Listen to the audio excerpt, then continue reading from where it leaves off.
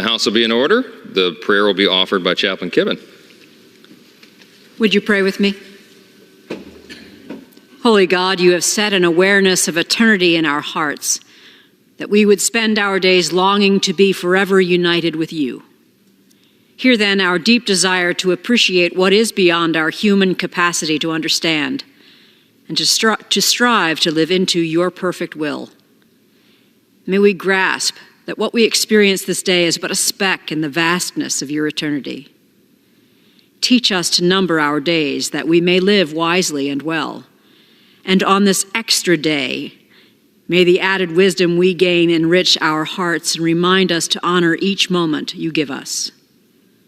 Grant us the strength to be careful how we live, not wasting our time on useless work, the barren pursuit of busyness, but may we make the most of every opportunity and the best of this bonus day. In your eternal name we pray. Amen. Amen.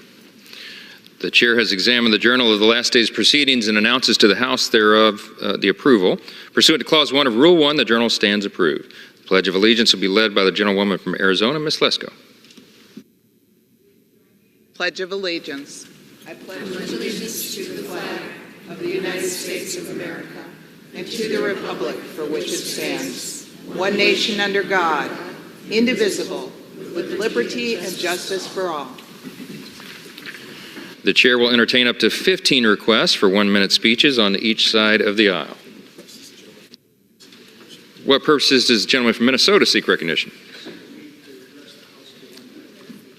Without objection. Mr. Speaker, I rise today in memory of Paul Elmstrand. Paul, an officer with the Burnsville Police Department, was killed earlier this month in the line of duty alongside Officer Matthew Ruge and firefighter paramedic Adam Finseth. Paul lived in Chaska, but his story began in Isanti County. As senior class president and a member of the law enforcement club, he impressed his classmates with his strong character of ethical integrity, his generosity, and his sense of humor. Among those classmates was his wife, Cindy, who he met in kindergarten and began dating in high school. Together, they shared 2 children, a 2-year-old and a 5-month-old. At 27 years old, his life was cut tragically short. Paul, Matthew, and Adam were killed trying to save 7 children barricaded in a Burnsville home with an armed man, an act of heroism and sacrifice beyond measure. We were privileged to have Paul as a member of our community and as a neighbor and a friend. To Cindy and his children and all who loved him, Paul will never be forgotten, nor will Matthew or Adam. I yield back. Gentleman yields back. For purposes, the gentleman from Massachusetts seek recognition. Without objection, the gentleman is recognized for 1 minute. Mr. Speaker, as we work on FY24 appropriation bills, I rise to highlight federal investments that are improving food security in my home state of Massachusetts. This month, the Massachusetts Department of Agricultural Resources distributed over $7 million in federal funding to local anti-hunger programs like Growing Places in Leominster, the Amherst and Northampton Survival Centers, and Grow Food Northampton. As a part of this distribution, MDAR is awarding additional state-funded grants to organizations like Together We Eat in my hometown of Worcester to teach kids how to grow food using repurposed shipping containers, and to Just Roots, an incredible nonprofit community farm in Greenfield.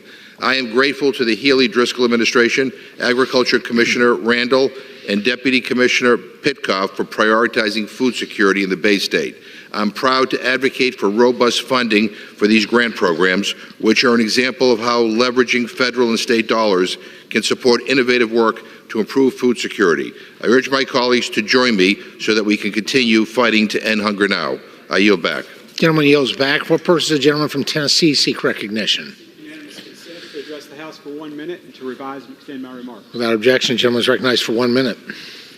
Mr. Speaker, last summer, the Supreme Court of the United States ruled against President Biden's student loan handout plan, totaling more than $400 billion. The High Court determined that taking on that kind of debt Spending that much money must be approved by Congress. Despite this, we've seen the administration abuse whatever regulatory lever it can find, every executive action they can think up, to do it anyway. Unfortunately, it's working. In recent months, tens of billions of dollars in borrowed money are no longer due for payment. Let's be clear. Student loan debt can't be forgiven. It's simply being transferred to the American taxpayers, regardless of whether they went to college themselves or if they did the right thing and paid their own debt off. I urge the White House to end this cycle of adding billions to our debt with the stroke of a pen.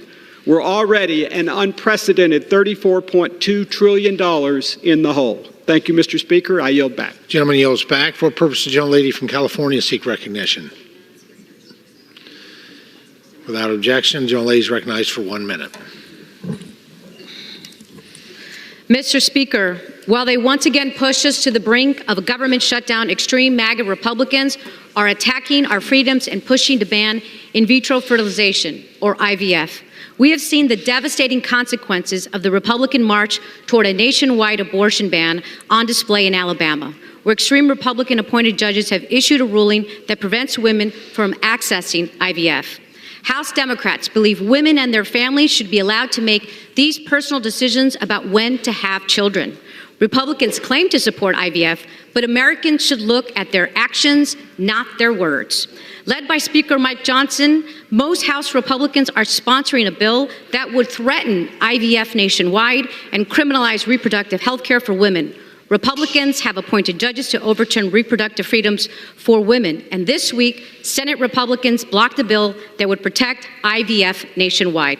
House Democrats are united to ensure that women, not politicians, can make their own reproductive health care decisions. I yield back. Gentlelady yields back. For purpose, the gentleman from South Carolina seek recognition. 1 minute revising, extend my remarks. Without objection, the gentleman is recognized for 1 minute. Thank you, Mr. Speaker. Since Biden took office, over 10 million illegal aliens have entered America, with over 340 on the terrorist watch list. Dangerously, this includes thousands of military-age young men from dictatorships. Last month, I joined Speaker Mike Johnson at Eagle Pass, Texas, and witnessed the madness. It is intentional irresponsibility thinking potential mass murderers will be low-information voters for a permanent one-party Democrat big government as criminals murder more Americans across our streets. Biden continues falsely to blame others, but he has the ability to protect American families. In conclusion, God bless our troops who successfully protected America for 20 years as the global war on terrorism moves from the Afghanistan safe haven to America. We do not need new border laws. We need to enforce the existing laws. Biden shamefully opens borders for dictators as more 9/11 attacks across America are imminent, as warned by the FBI. And I want to point out that war criminal Putin will face trial for the assassination of Alexei Navalny. His widow, Yulia, is a hero for the oppressed people of Russia. Gentleman yields back. For purpose, the gentlelady from Pennsylvania seek recognition. Without objection, the gentlelady is recognized for 1 minute. Thank you. Thank you, Mr. Speaker. Today I rise in honor of Charles Blockson, a native of Norristown, Pennsylvania, who dedicated his life to the preservation of African American history. A prolific writer, collector, historian, and activist, Mr. Blockson authored 13 books and was a leading expert on the Underground Railroad. Charles Blockson dedicated his life and career to traveling and acquiring rare documents, publications, and photos to explore and expand the study of Black American experience. He donated his remarkable collection to Temple University in 1984. Today, the world-renowned Blockson collection houses more than 700,000 items relating to the global Black experience, serving as a resource not just for Temple students and faculty, but for the Philadelphia community and beyond. An exhibition documenting Mr. Blockson's life's work can also be seen at the Center Theater in his hometown of Norristown. Charles Blockson passed away last summer. So as a tribute to his tremendous legacy, I'm proud to join my colleagues Madeline Dean and Dwight Evans to introduce a bill designating his hometown post office in Norristown as the Charles L. Blockson Post Office. I yield back. For what purpose does the gentleman from California seek recognition? Seek unanimous consent to address the House for 1 minute and revise and extend my remarks, Madam Speaker. Without objection, the gentleman is recognized for 1 minute. Thank you, Madam Speaker. So what's it going to take to get people in this country on both sides of the aisle to understand that the Biden border crisis is killing people? Laken Riley, 22-year-old nursing student, life taken by an illegal immigrant. Not a migrant. I hear this word migrant used all the time. This is a misnomer, trying to brush it under the rug. These aren't migrants, illegal immigrant invasion of this country. Earlier this week, another two-year-old boy in Maryland, murdered by an illegal immigrant, not a migrant. So, President Biden is down there in Texas pretending to do something about the border now in Brownsville. Not the problem area like Eagle Pass, but a quieter area currently. And so he's yelling at Republicans, saying, well, you're not doing anything about the border. Well, the first day he reversed all of President Trump's policies that were helping keep the border in check. Like all these 8 items on this list, he could do by executive action. He could sign a pen and do a legal constitutional executive action immediately. Instead, he wants to blame Republicans or somebody else for the policies he invoked on day 1 that have put us where we are. So instead, he wants to sue the state of Texas because they see their state as being invaded, and they have laws at the state level to stop invasions. He's suing them to get rid of their razor wire measures along the border. What a joke. I yield back. For what purpose does the gentlewoman from Michigan seek recognition? Ask unanimous consent to address the House floor for 1 minute, revise and extend my remarks. Without objection, the gentlewoman is recognized for 1 minute. Madam Speaker, I rise today to celebrate the birthday of a beloved constituent, Blanche Vanderbent, who turned 100 years old this month. Blanche Vanderbent's life has been one of service to God, to her family, and to others. Blanche is a distinguished matriarch, a mother, a grandmother, and a great-grandmother. She has a servant's heart and has spent countless hours volunteering at schools and food programs throughout West Michigan. Blanche's commitment to service didn't just stop in West Michigan, though, as she and her husband volunteered throughout their life in disaster relief efforts all across the country, lending a hand to those whose lives had been upended. Blanche defines what it means to put her faith into action, and I couldn't be more thrilled to celebrate her today. A very happy birthday, Blanche. Thank you, and I yield back. For what purpose does the gentlewoman from Arizona seek recognition? Requesting consent to address the House for 1 minute. Without objection, the gentlewoman is recognized for 1 minute. There. Thank you, Madam Speaker. I rise today to pay tribute to a remarkable Arizonan whose passion for Arizona's education has left a lasting impact that will be felt for years to come. Thanks to Dr. Peter Pengarelli, thousands of young Arizonans were able to receive a high-quality education, cultivating their skills in order to achieve their goals. As a member of the West MEC Governing Board and a professor at Grand Canyon University, Dr. Pengarelli was deeply passionate about education in Arizona. Dr. Pengarelli's impact on education in Arizona cannot be overstated. He was a great friend, father, loving husband to State Representative Beverly Pengarelli, energetic educator, and valued community member. He will be dearly missed by everyone who had the privilege to know him. And I yield back. For what purpose does the gentlewoman from the Virgin Islands seek recognition? I ask unanimous consent to address the House for 1 minute and to revise and extend my remarks. Without objection, the gentlewoman is recognized for 1 minute. Thank you, Madam Speaker. Today, I honor the second anniversary of Russia's invasion of Ukraine and reaffirm America's steadfast support. This is not merely a gesture of international solidarity. It is a strategic imperative of the U.S. Our commitment to Ukraine extends beyond the defense of global freedom and democracy. It is fundamentally aligned with America's national interests. With an investment of less than 5% of our defense budget, We have catalyzed a significant shift in the balance of power, crippled over half of Russian military forces, fortified Europe's stability and prosperity, protected our NATO allies, and ensured the stability of global food prices and supplies. Let me be clear. A stable, democratic Europe is not just beneficial, but essential to America's economy, food security, and national defense. The battlefields of Ukraine are the front lines of our freedom itself, and their struggle is our struggle. As the deadline looms for federal fund, House Democrats have consistently extended bipartisanship to ensure our government remains open and our national security secure. The time for decisive action is now. Gentlewoman's time has expired. For what purpose does the gentleman from Missouri seek recognition? Mr. Speaker, I ask unanimous consent to address the House for 1 minute and revise and extend my remarks. Without objection, the gentleman is recognized for 1 minute.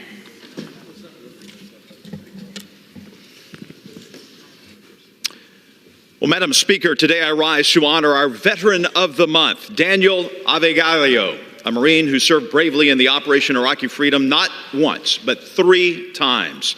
Daniel's dedication to our country is a testament to the spirit of American service. From Pettis County, Daniel has not only served his country in uniform, but continues to serve by guiding fellow veterans in their life after the military. His commitment shines through his work with the Sedalia Military Advisory Committee and his educational leadership as a George W. Bush Presidential Center Scholar. Today, he furthers his impact with Western Governors University, helping military members transition to civilian life. Daniel represents the best of us, the best of America. His sacrifice and ongoing commitment to his fellow servicemen and women exemplify the enduring American values of loyalty, service, and community. Thank you, Daniel. And thank you, Madam Speaker. I yield back. For what purpose does the gentleman from North Carolina seek recognition? Madam Speaker, I ask for unanimous consent to address the House for 1 minute to revise and extend. Without objection, the gentleman is recognized for 1 minute. Madam Speaker, breaking news. An East Carolina University baseball player was involved in a boating accident. As communities across eastern North Carolina watched, cheering on Parker Byrd, 22 surgeries over 45 days. He survived, but Parker lost his right leg. Our community not only cheered for Parker, but we joined his family in praying for him. And yes, the Lord answers prayers. Madam Speaker, on February 16th, another news flash, Parker Byrd, number 16, returned to the baseball field. And he stood in the batter's box at the season opener. And he became the first ever Division I baseball player to play with a prosthetic leg. Parker is a testament of the resilience of Eastern North Carolina and the miracles of God. America loves you, Parker. We're cheering for you, Coach Cliff Godwin, and the entire Pirate baseball team. Roar! I yield back. For what purpose does the gentleman from Pennsylvania seek recognition? Madam Speaker, I request unanimous consent to address the House for 1 minute and revise and extend my remarks. Without objection, the gentleman is recognized for 1 minute. Thank you, Madam Speaker. Madam Speaker, today I rise to celebrate a week honoring one of our nation's most significant youth organizations, the FFA. National FFA Week was celebrated February 17th to the 22nd. It recognizes a far-reaching impact of this organization. FFA has chapters in all 50 states, and today there are more than 900,000 active FFA members. Because of the incredible investment FFA has made and continues to make in agriculture education, more of our nation's young people have the skills, the knowledge, and the opportunity to pursue careers in agriculture and related fields. Access to agriculture education is vital to our country's future, not just our rural communities. Agriculture is the food on our table, the clothes on our back, and increasingly the fuel in our cars. It's also science, technology, and innovation. But agriculture is nothing without the next generation, which is why I'm so proud to celebrate the FFA. The blue FFA jackets symbolize hard work, competent leadership, and a commitment to serving one's community. FFA members are some of the premier leaders in this country. It is an honor to celebrate the past successes of FFA while looking forward to how future FFA leaders will enact positive change. Thank you, Madam Speaker, and I yield back the balance of my time. For what purpose does the gentleman from Illinois seek recognition? Speaker, I seek unanimous consent to address the House for 1 minute to revise and extend my remarks. Without objection, the gentleman is recognized for 1 minute. Madam Speaker, many things have changed in Chicago over the past 45 years. We are grateful that Tom Skilling has been there for all of that time to help us weather the storms and enjoy the good days as well. Tom is Chicago's very own. He is our weatherman, and our city's pride in Tom is evident. He's had a sandwich named after him. He's got his own bobblehead, his own beer, his own asteroid. And perhaps most fittingly, he has his own city snowplow named after him that was unveiled just a few days ago. Its name, Skilling It. These accolades are well-deserved. Tom started broadcasting career when he was just 14. And for his entire career, Tom has embodied the professionalism, kindness, and knowledge we've been lucky to watch on TV every day. So Tom, I say to you, enjoy your retirement. Of all people, I'm sure that you'll be able to find warm beaches and beautiful sunsets. I yield back. For what purpose does the gentleman from New York seek recognition? Madam Speaker, I ask 1 minute to address the House floor and revise and extend my remarks. Without objection, the gentleman is recognized for 1 minute. Thank you, Madam Speaker. I rise to recognize and honor the impressive record of Mr. Stephen Cole, one of my constituents, for his service to our nation. During the Vietnam War, Sergeant Cole was assigned to the 2nd Battalion, 8th Infantry Regiment, 4th Infantry Division, as part of a small patrol reconnaissance and ambush unit operating in Vietnam's Central Highlands near the Cambodian border and the Ia Drang Valley.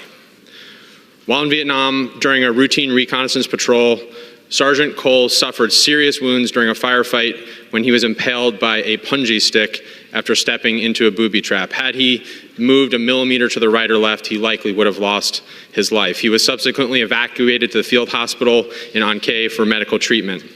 For his service there and heroism, Sergeant Cole was awarded the Bronze Star for his heroic achievement, heroic service, and meritorious actions, in addition to the Purple Heart for the wounds he received in action on July 14th, 1970.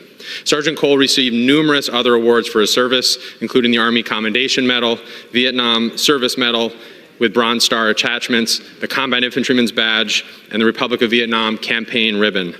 All these awards speak to the true grit and service of Mr. Cole. I had the honor to present him with these awards myself and his family, Madam Speaker. It was a powerful moment in recognition of his service to thank him on behalf of our entire nation and all of our Vietnam veterans for their heroism and service. So it is my honor to recognize him here today in front of all my fellow Americans. Thank you, Madam Speaker, and I yield back. For what purpose does the gentlewoman from Nevada seek recognition? To address the chamber for 1 minute. Without objection, the gentlewoman is recognized for 1 minute. Thank you, Madam Speaker. Today, in honor of Black History Month, I rise to recognize Clay T. White, Director of the Oral History Research Center at the University of Nevada, Las Vegas. Clay T. has spent the last 20 years developing an extensive knowledge of the city's histories and its people with an expertise on African Americans.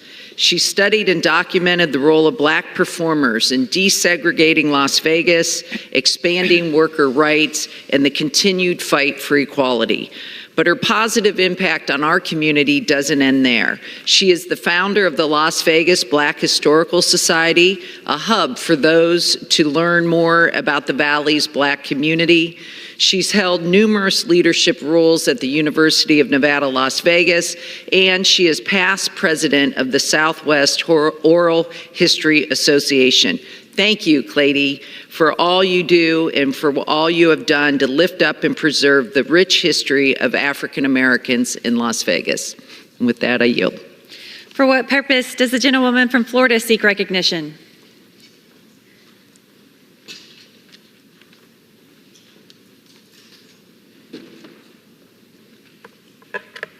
I rise to address the 1 minute. Without objection, the gentlewoman is recognized for 1 minute.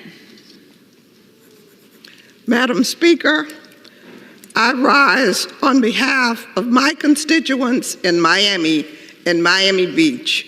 Many are my neighbors, and they are grieving their relatives and friends who are being held hostage by Hamas. Their stories are heart-wrenching and chilling. The suffering is immense, and the grief of not knowing, not seeing, not hearing from their loved ones is torture. Many of you will remember my hard-fought battle against Boko Haram and my many trips to Nigeria on behalf of the Nigerian schoolgirls. So in the spirit of my 7-year journey declaring Bring Back Our Girls, to find the Nigerian schoolgirls who were kidnapped in Chibok by the terrorist group Boko Haram, I'm launching today the same kind of advocacy and demanding the release of the Israeli hostages kidnapped by the terrorist group Hamas. And I say, bring back the hostages. It's time now to turn our attention to the Middle East. We need humanitarian aid, and we need to bring back the hostages. On next Wednesday, I invite you to join me at a press conference to show our outrage and advocacy as we demand they bring the hostages back. You wore red with me for the Chibok girls for 7 years. Please wear shades of blue, royal blue, navy blue, and light blue to show solidarity. After the press conference, we will take a picture to share on social media all over the world. And I ask you to help me post it everywhere. Thank you, and I yield back. For what purpose does the gentlewoman from Hawaii seek recognition?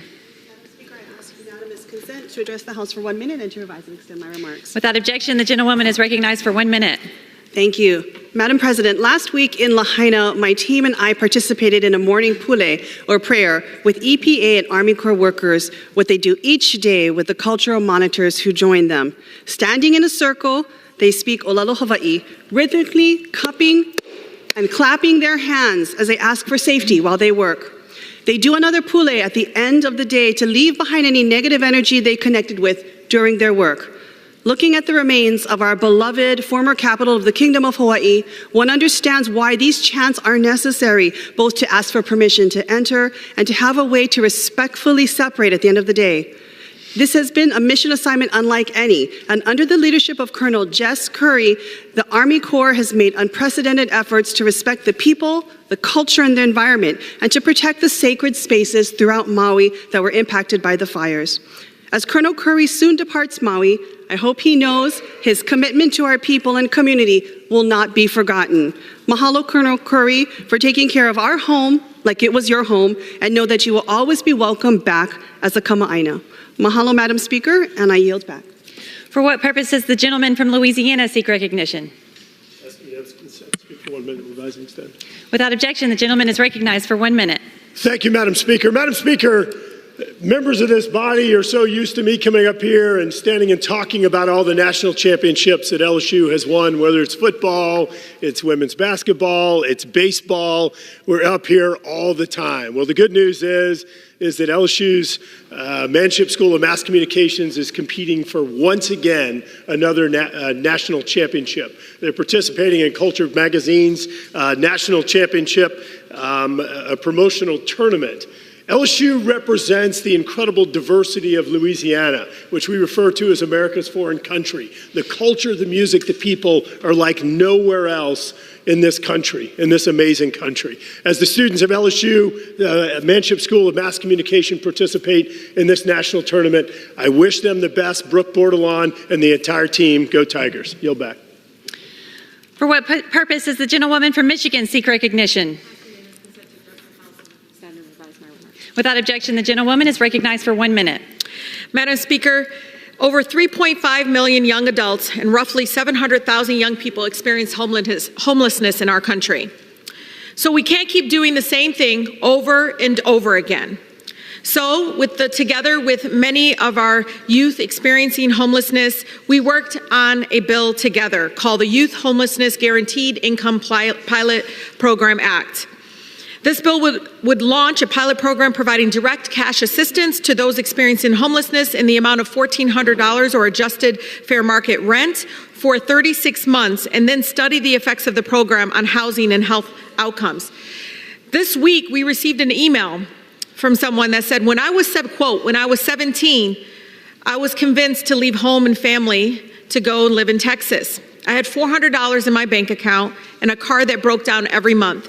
This would have helped me tremendously.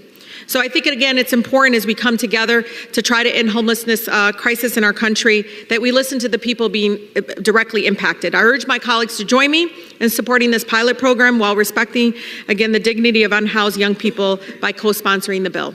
I yield. For what purpose does the gentlewoman from Texas seek recognition?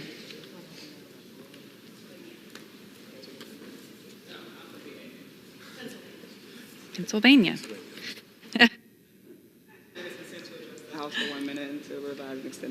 Without objection, the gentlewoman is recognized for 1 minute. Madam Speaker, I rise today on the last day of Black History Month in recognition of the Freedom House Ambulance Service, a group of Black men and women from Pittsburgh who over 50 years ago revolutionized emergency medical services. They were the first to perform tourniquets for uncontrolled bleeding, resuscitation techniques for heart attacks, and to treat breathing problems all en route. These folks were not doctors or nurses. They were from the poorest, blackest areas of Pittsburgh. They were overlooked in society, still trying and mostly failing to deliver on the promise of the Civil Rights Act. And yet, they set the standard for how medical professionals handle emergency care today while filling the voids of institutions that were failing us. For the first time, Black folks in Pittsburgh got the medical care we needed until they were absorbed by the city government when Black neighborhoods started to get a better treatment than their rich white counterparts who refused their services. The Freedom House Ambulance Service saved countless lives in Pittsburgh's most underserved neighborhoods, and their legacy has saved countless lives across the country. Today, I'm proud to introduce a resolution honoring them. As we close out Black History Month, let us not forget the Black history makers who, despite barriers, made this country a better place. I yield back. For what purpose does the gentleman from Tennessee seek recognition? Without objection, the gentleman is recognized for 1 minute. Thank you, Madam Speaker. This House is in danger of helping Vladimir Putin take over Ukraine and attack other countries in Europe. We have supported Ukraine in their 2-year battle against Russia to remain a democratic country and a sovereign nation.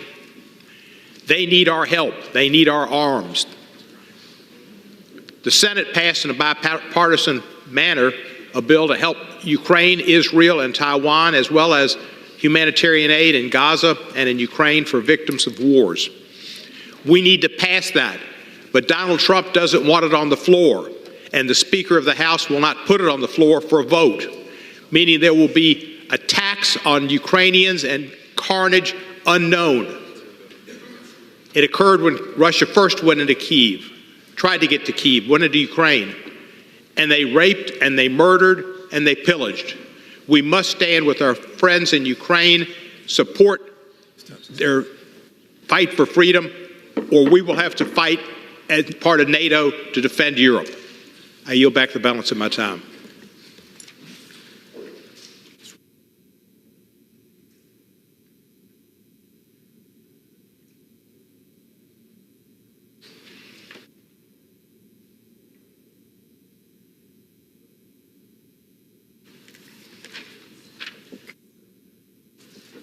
Pursuant to Clause 8 of Rule 20, the Chair will postpone further proceedings today on motions to suspend the rules on which a recorded vote or the yeas and nays are ordered, or votes objected to under Clause 6 of Rule 20. The House will resume proceedings on postponed questions at a later time. For what purpose does the gentleman from Missouri seek recognition? Thank you, Madam Speaker. I move to suspend the rules and pass H.R. 7454. The clerk will report the title of the bill. H.R. 7454, a bill to amend Title 49 United States Code to extend authorizations for the Airport Improvement Program, to amend the Internal Revenue Code of 1986, to extend the funding and expenditure authority of the Airport and Airway Trust Fund, and for other purposes. Pursuant to the rule, the gentleman from Missouri, Mr. Graves, and the gentleman from Washington, Mr. Larson, each will control 20 minutes. The chair recognizes the gentleman from Missouri. Thank you, Madam Speaker. I'd ask unanimous consent that members have 5 legislative days in which to revise and extend their remarks and insert extraneous material into the record on H.R. 7454. Without objection. Madam Speaker, I yield myself such time as I may consume. Gentleman's recognized. Thank you, Madam Speaker. H.R. 7454 extends the statutory authorities of the Federal Aviation Administration through May 10th, 2024. The bill provides for key extensions of FAA authorities, such as the continued collection of aviation excise taxes that the safe operation of the national airspace system is dependent upon.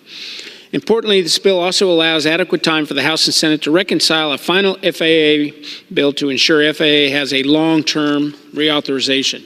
Last July, the House did its part in providing for a long-term reauthorization of the FAA and ahead of schedule when we passed H.R. 3935 in overwhelming bipartisan fashion with more than 350 votes. I commend my House colleagues for fulfilling the responsibility to ensure that the FAA has the tools and resources it needs to maintain operations and safety in our national airspace system.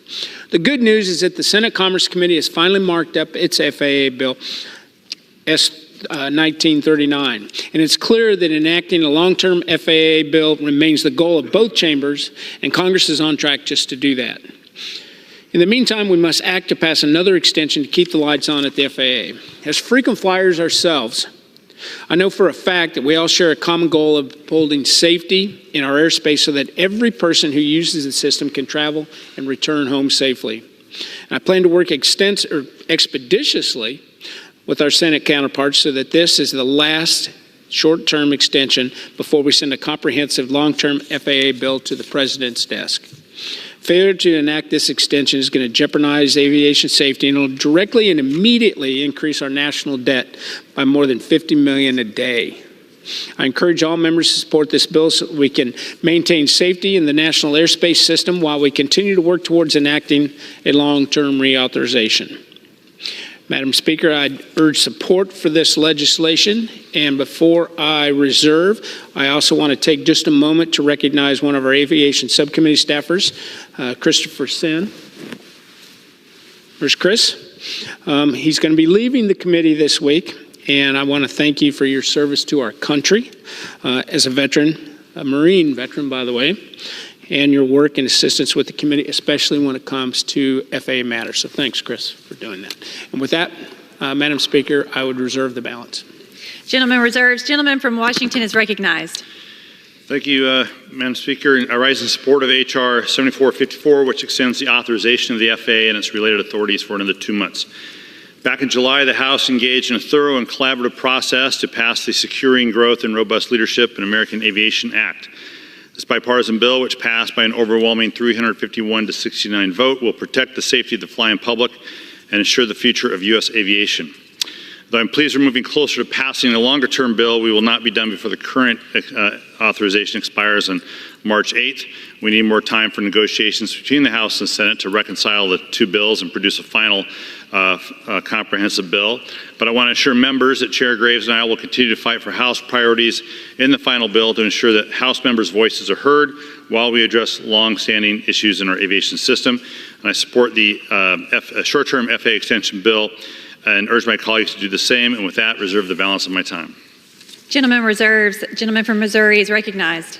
Thank you, Madam Speaker. At this time, I'd yield 5 minutes to the gentleman from Louisiana, Mr. Graves, who is also the Aviation Subcommittee Chairman. Gentleman is recognized. Thank you, Mr. Chairman. Mr. Chairman, I want to add my voice of strong support to this legislation. Look, there's no question what we've seen in the aviation industry, these near misses, these runway incursions, safety issues all across the aviation system. As both Ranking Member Larson and Chairman Graves noted, the House did its business. We came together on a bipartisan basis and passed legislation in July by a vote of 351 to 69.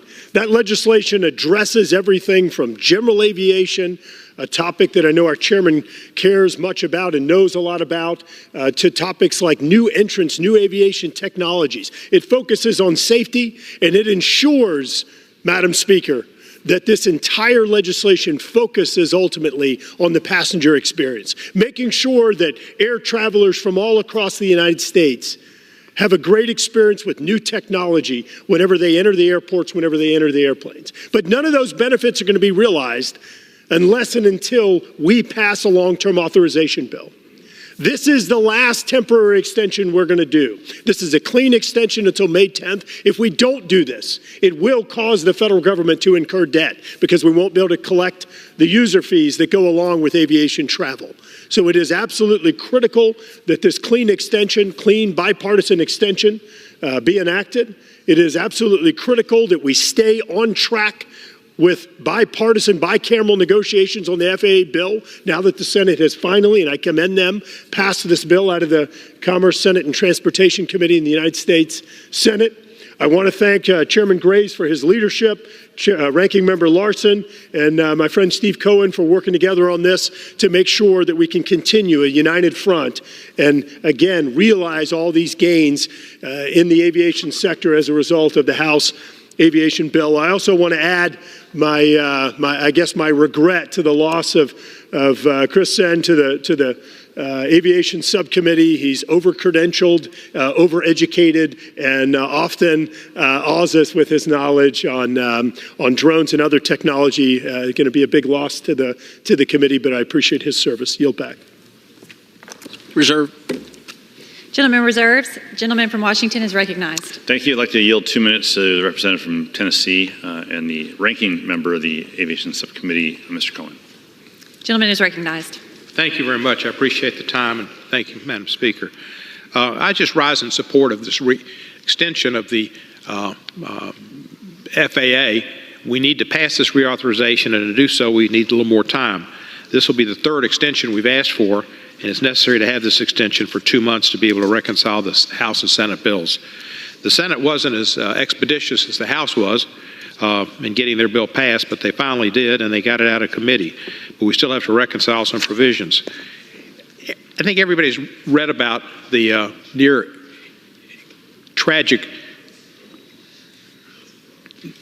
tragedies, near contacts of airplanes flying at airports. And that's because the air traffic controllers need more help. They need more air traffic controllers. They need a more diverse group of folks. They will give them more people to choose from and to be trained. And so we need to have more air traffic controllers. We need to pay them more money. And we need to have some improvements on airports and air traffic and towers that will only happen if we can get this FAA reauthorization bill passed. There are consumer issues that are important, and they're included in the bill, and disability issues, which are in the bill. And we just attended a press announcement where Secretary Buttigieg is implementing many of the mobility issues by executive order and rulemaking. And then, so the rulemaking is going to take place soon. A lot of improvements in air traffic and air safety, but without the reauthorization bill passing, they won't happen. So we need to have this extension. It's unfortunate, but the Senate took a long time. We'll work it out and get it done. And I appreciate my ranking member on the committee and Chairman Graves and Chairman Graves-Garrett on the Aviation Subcommittee. Thank you, and I yield back the balance of my time. Reserve. Gentleman reserves. Gentleman from Missouri is recognized. Thank you, Madam Speaker. At this time, I would yield 3 minutes to the Chairman of the Natural Resources Full Committee, the gentleman from Arkansas, Mr. Westerman. Gentleman is recognized. Thank you, Madam Speaker, and thank you, Chairman Graves, for yielding and for your leadership on the FAA reauthorization bill and on the committee as a whole. And again, this summer, under the leadership of Chairman Graves, Ranking Member Larson, Aviation Subcommittee Chairman Garrett Graves, and Subcommittee Ranking Member Cohen, the Transportation and Infrastructure Committee did our job. We crafted a strong and bipartisan reauthorization of the Federal Aviation Administration. It passed unanimously through committee and with overwhelming bipartisan support on this very floor. The Securing Growth and Robust Leadership in American Aviation Act is a comprehensive, common sense bill that members of this chamber can be proud of. The historic legislation ensures that we continue to improve safety, encourage innovation, and ensure that the United States remains the gold standard in aviation. However, Since its passage, as has been mentioned 7 months ago, we've had to vote on 2 extensions for the FAA reauthorization, and now we're facing a vote on a third because of the Senate's inaction on this important legislation. Aviation safety impacts every single American, and each day that goes by without Senate passage and the President's signature, the enactment of key safety measures and improved framework for innovation is delayed. During the development of this bill, we all worked hard in good faith for good policy. I worked for safety provisions that will directly benefit airports in my district, in El Dorado, Hot Springs, Texarkana, and Mena, such as requiring that the FAA implement tower marking rules that protect the general aviation community, especially agricultural aircraft, and ensuring that planes going in and out of the Mena Airport have stable radio communication. These are nonpartisan good issues, and they're just an example of things all across the country. While it's unfortunate that we are faced with a third extension to provide ample time for this critical legislation to make it across the finish line, we must pass this additional extension. I urge my colleagues in the Senate to swiftly pass the FAA legislation and the President to sign it into law so that the United States can continue its role as the global leader in aviation safety and innovation. And with all this being said about how we can't get things done in the House, we've got something done in the House. We just need our Senate partners and the White House to come along. I yield back. Reserve. Gentleman reserves. Gentleman from Washington is recognized. Thank you. We currently have no more speakers, so we'll reserve. Okay. Gentleman reserves. Gentleman from Missouri is recognized. Thank you, Madam Speaker. This time I yield 2 minutes to the gentleman from Texas, Mr. Self. Gentleman is recognized. Thank you, Mr. Chairman. Madam Speaker, I rise today to support the underlying bill that keeps our airports operational while we work to pass a full FAA authorization bill. However, I have major questions for the FAA, and I'll be brief. The single worst terror attack in our history started at airports. Today, some of our largest airports, including Boston Logan, Hartsfield Jackson Atlanta, and Chicago O'Hare, are housing unvetted, illegal aliens from around the world, potentially terrorists. Who thought this was a good idea? This reeks of danger.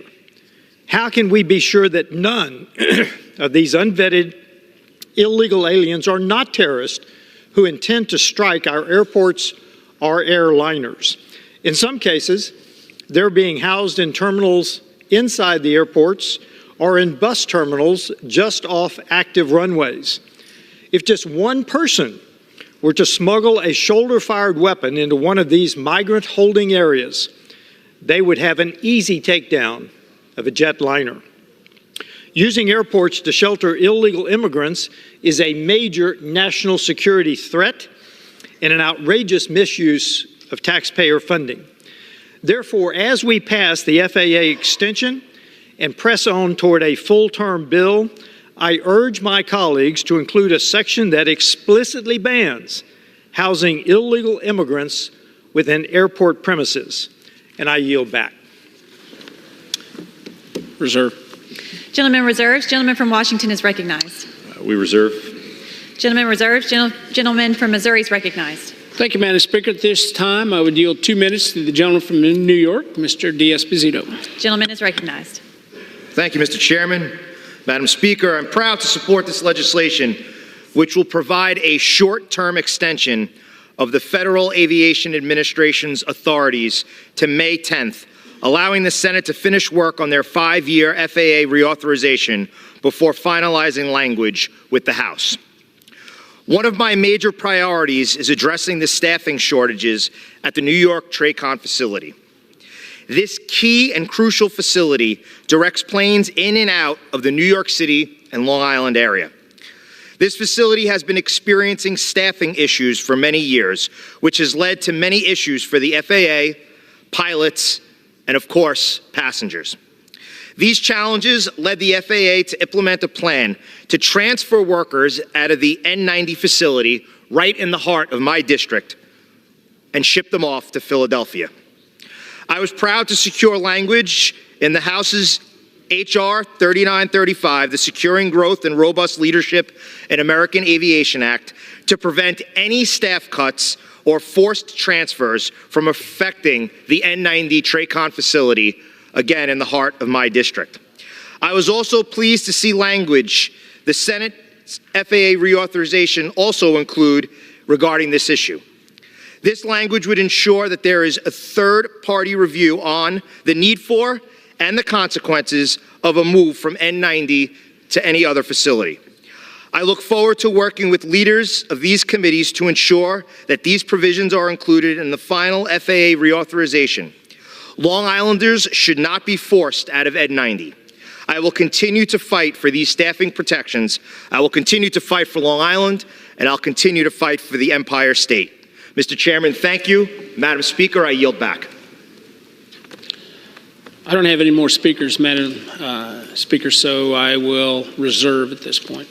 Gentleman reserves. Gentleman from Washington is recognized. Thank you, Madam Speaker. I would encourage all the colleagues to vote yes on this extension, and we'll get a bill by May 10th, and we can all vote yes on that one as well. But with that, I'll yield back the balance of my time. The gentleman yields back. The gentleman from Missouri is recognized. Thank you, Madam Speaker. I would urge as well all members to support this bill. This is a must-pass bill so we can keep our aviation system operating safely. H.R. 7454 provides for a clean extension of FAA authorities. It does not include any policy riders. Failure to extend the FAA's authorities is going to cost the federal government more than $50 million a day in lost revenues.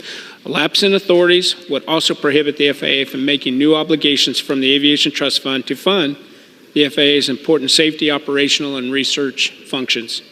Enacting a long-term and comprehensive FAA bill is the goal of both the House and the Senate, and I remain committed to doing just that so Congress can deliver certainty to the aviation industry and to the FAA.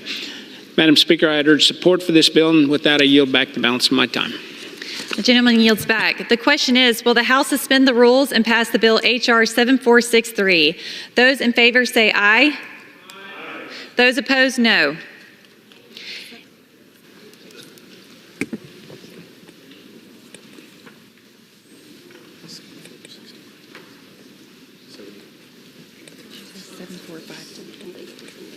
What? The question is, will the House suspend the rules and pass the bill H.R. 7454? Those in favor say aye. Those opposed, no. Madam In the Speaker, opinion of the chair, 2/3 being in the affirmative. I would request the yeas and nays. The yeas and nays are requested. All those in favor of taking this vote by the yeas and nays will rise and remain standing until counted. A sufficient number having risen, the yeas and nays are ordered. Pursuant to Clause 8 of Rule 20, further proceedings on this question will be postponed.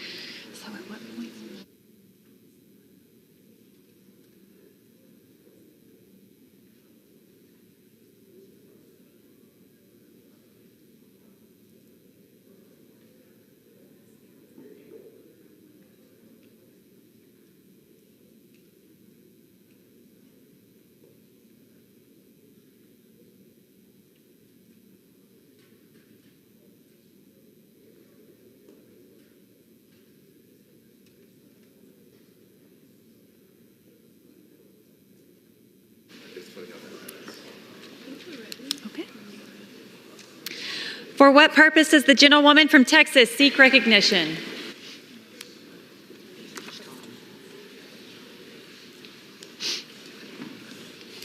I move that the House suspend the rules and pass H.R. 7463. The clerk will report the title of the bill. H.R. 7463, a bill making further continuing appropriations for fiscal year 2024 and for other purposes. Pursuant to the rule, the gentlewoman from Texas, Mrs. Granger, and the gentlewoman from Connecticut, Mrs. DeLauro, each will control 2 minutes. For what purpose does the gentleman from Texas seek recognition? Rising to claim time in actual opposition. Is the gentleman opposed to the motion? I am. The chair would inquire whether the gentlewoman from Connecticut, Ms. DeLauro, is opposed to the motion. No. As such, the gentleman from Texas, Mr. Roy, will control 20 minutes in opposition. The chair recognizes the gentlewoman from Texas, Mrs. Granger. Madam Speaker, I ask unanimous consent that all members have 5 legislative days to revise and extend their remarks and include extraneous material on the measure under consideration. Without objection.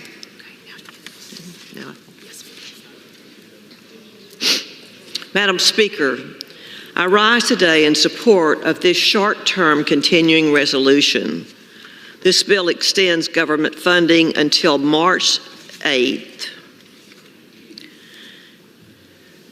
for 4 bills and March 22nd for others. Given the differences between this year's House and Senate bills, we knew finding common ground would not be easy.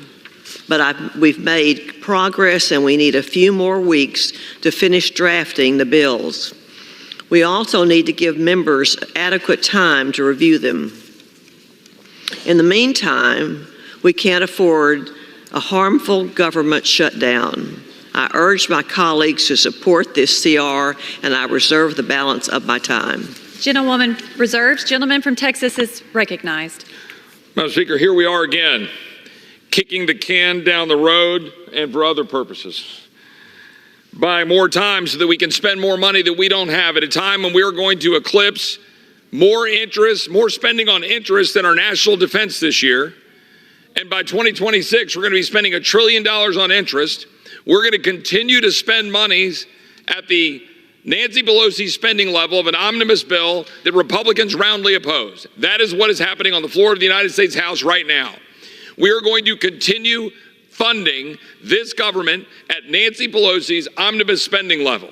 That is a level that will continue, by the way, to fund all of the priorities we oppose. We're going to continue to fund the open borders that led to the death of Americans. We're going to continue to fund the United Nations at $12.5 billion that is undermining our freedom, working against us to move people illegally into the United States. We're going to fund UNRWA, which is funding Hamas, an enemy of Israel. We're going to fund the IRS that's targeting Americans. We're going to fund the Department of Justice that is targeting former President Trump. We are going to do that today, here on the floor of the House of Representatives, rather than exercising the power of the purse that James Madison articulated in Federalist 58, that this body is supposed to check an out-of-control executive branch. That is what is happening today, and we should oppose it. And I would yield such time as the gentleman shall consume to the gentleman from Florida. Gentleman is recognized. Watching House Republicans is like watching a football team whose best play is the punt and the block. Now, I've tried to throw a few Hail Marys along the way, and I'm glad that we blocked the bad Langford amnesty bill, but we punted on needed FISA reforms. We blocked the McConnell supplemental for now, but we punt yet again on needed spending cuts. We blocked additional aid and additional U.S. involvement in this war in Ukraine, and indeed we punted Kevin McCarthy, who authorized $115 billion to Ukraine. But here we gather to punt yet again.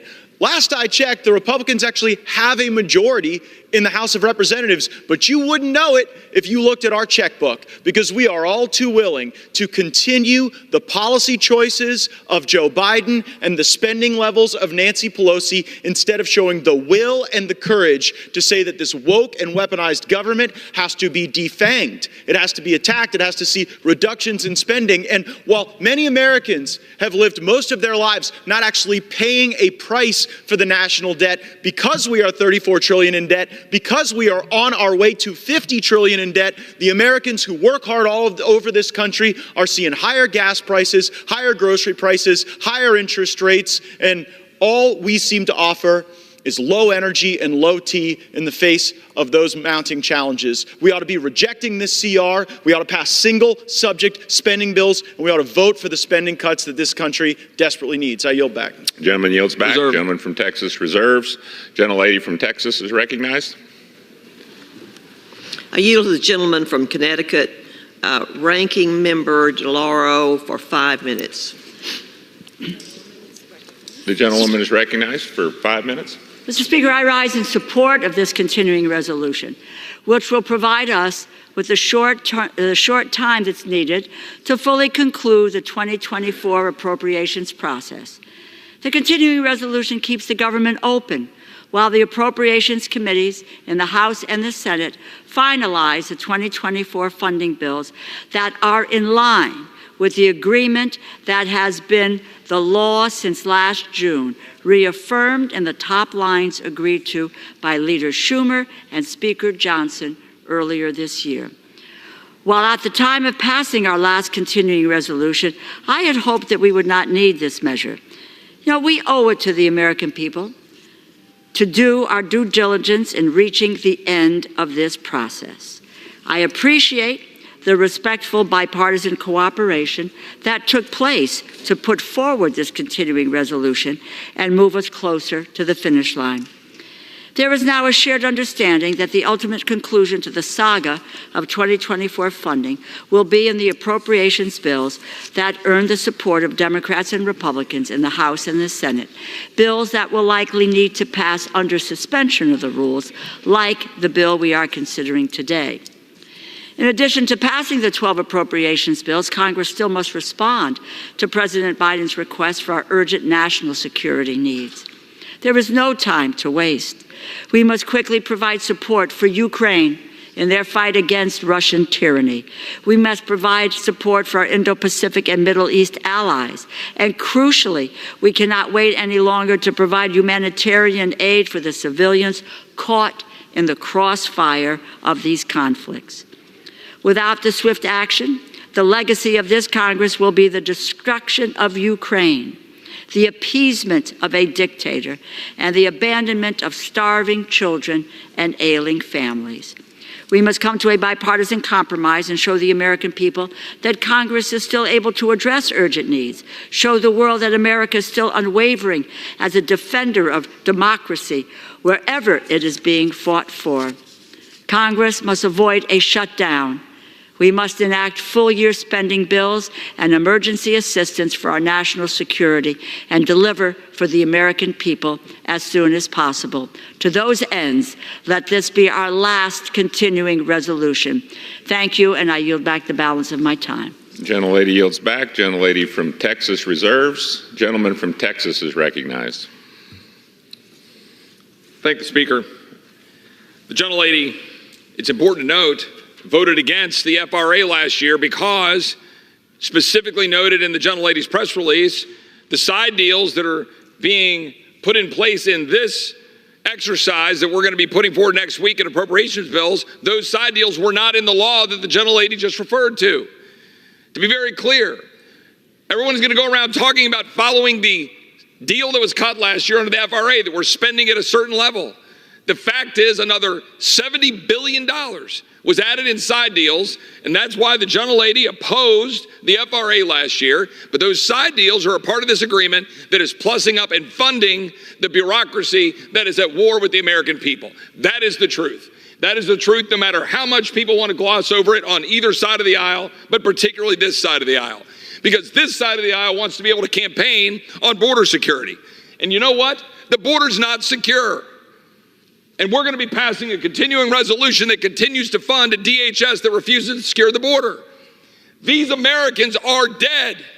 These Americans are dead because illegal immigrants, illegal aliens were released into the United States by this administration. Laken Riley, 1 week ago today, was alive and well, and now she's gone. Because somebody from Venezuela was released on mass parole in El Paso, went into the United States, went to New York, was released after assaulting somebody, moved to Athens, Georgia, and killed this young woman because of the policies of the radical progressive Democrats that my colleagues on this side of the aisle want to campaign against, but refuse to use the power of the purse to stop. James Madison gave us the power of the purse, and we should darn well use it. With that, I'm going to yield up to 3 minutes to the gentleman from Arizona. Gentleman from Arizona is recognized. I thank the gentleman. And he's exactly right. What is the legislative branch's remedy to an executive branch that refuses to follow the law? It is to remove spending. I introduced legislation I introduced legislation that said, we'll fund ICE, CBP. We're going to fund TSA. We're going to fund air traffic controllers and our military personnel. And you know what? We're not going to fund anything else except for mandatories until this administration actually enforces the border. But we can't do that because there's this fear of a shutdown. You explain that to the American people. You explain that to the American people in my community. You go down there and take a look at the National Forest, where there's now a squatters camp set up, filled with people who are flowing across our border. So our leader, who said in November, we're not going to do any more short-term CRs. I had it with him. This is the third one. And you know what happens? We just keep spending money. And we keep the policies that are in place. And that means the border remains open. This country remains in danger because of this administration. But not just this administration, but because this body does not use what the founders gave us as the ultimate tool, and that is the purse strings. It is really shameful. With that, Mr. Chairman, yield back. Gentleman from Arizona yields back. Gentleman from Texas reserves. Gentlelady from Texas is recognized. I yield to the gentleman from Tennessee, the chairman of the Energy and Water Subcommittee, Mr. Fleischman, for 3 minutes. The distinguished gentleman from Tennessee is recognized for 3 minutes. Thank you, Mr. Speaker. Mr. Speaker, Madam Chair, I wish to thank Chairman Granger and her outstanding staff, and really all the staff on the majority and minority side and in both houses. Mr. Speaker, our founding fathers gave us a great constitutional republic. And in that regard, each and every one of the members of this chamber stands for election or re-election every 2 years. I represent the people of the great state of Tennessee, East Tennessee, wonderful people, God-fearing people. They love this country. They love our history, and they are just so proud of what we are doing as a nation.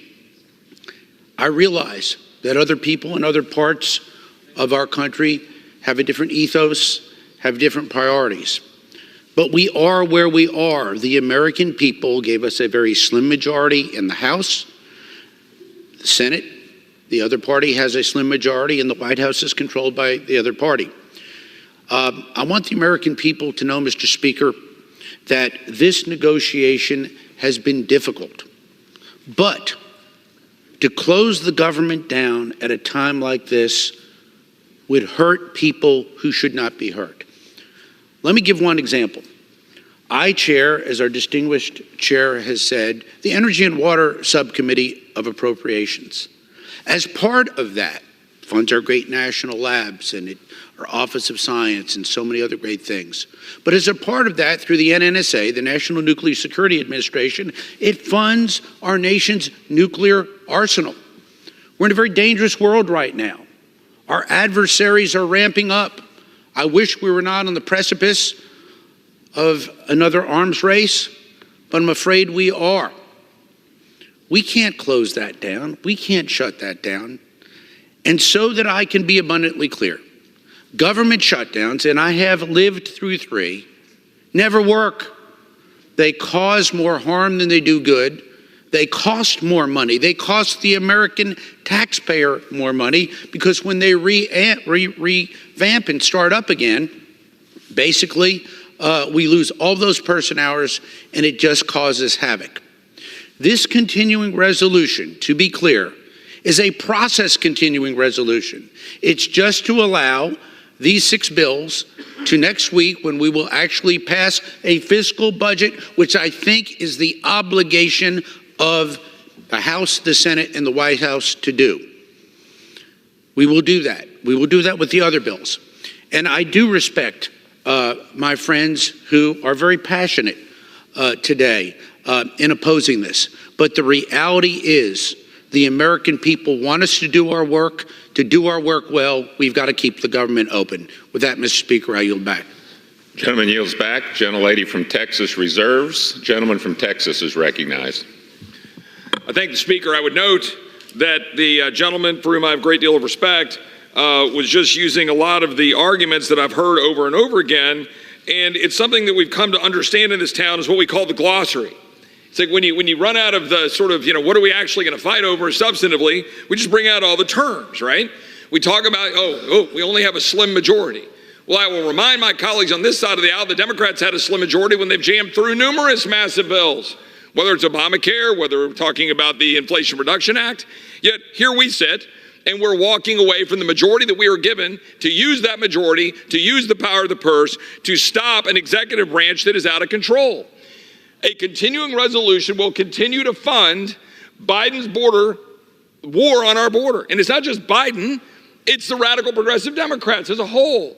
It's a war on our well-being, a war on our security and safety. Now, young lady who was killed in Georgia last week, that is happening over and over again in Texas. A young cheerleader that was killed, found in a bathtub by somebody here illegally. A 2-year-old right here in Montgomery County, Maryland, outside of D.C., who was killed by someone here illegally and released. A young person in Louisiana who was raped last week in Louisiana by somebody here illegally from Honduras, released. When are we going to stop it? When is this side of the aisle going to use the power of the purse to stop it? Because I can promise you the radical progressive Democrats want it. They want open borders. We're continuing to fund a weaponized IRS, continuing to fund a weaponized Department of Justice like the DOJ that went after Mark Houck, went after Scott Smith. We're funding an EPA electric vehicle mandate. I heard my colleague talking about energy and water. What are we going to do to preserve American energy? Well, the American people suffer because our colleagues on the other side of the aisle are pursuing unicorn energy policy. EPA rules killing coal and natural gas plants, the World Health Organization, the United Nations, UNRWA, the ATF that is banning pistol braces on our Second Amendment rights, the Department of Education student loan scam, that the President of the United States went to the microphone and applauded, ignoring the United States Supreme Court. What are we going to do? Fund it. We're going to keep funding it. What about the NIH and the FDA and COVID tyranny? What about the Department of Veterans Affairs, the chief diversity officers, the abortion travel fund, taxpayer-funded sex changes, transgender surgeries? Your tax dollars are funding all of that. And we're going to continue it with a continuing resolution to do what? Buy time to cut a deal that will do what? Spend even more money, rack up even more debt to continue these policies at war with the American people. With that, I will yield 2 minutes to the gentlelady from Colorado. Gentlelady from Colorado is recognized for 2 minutes.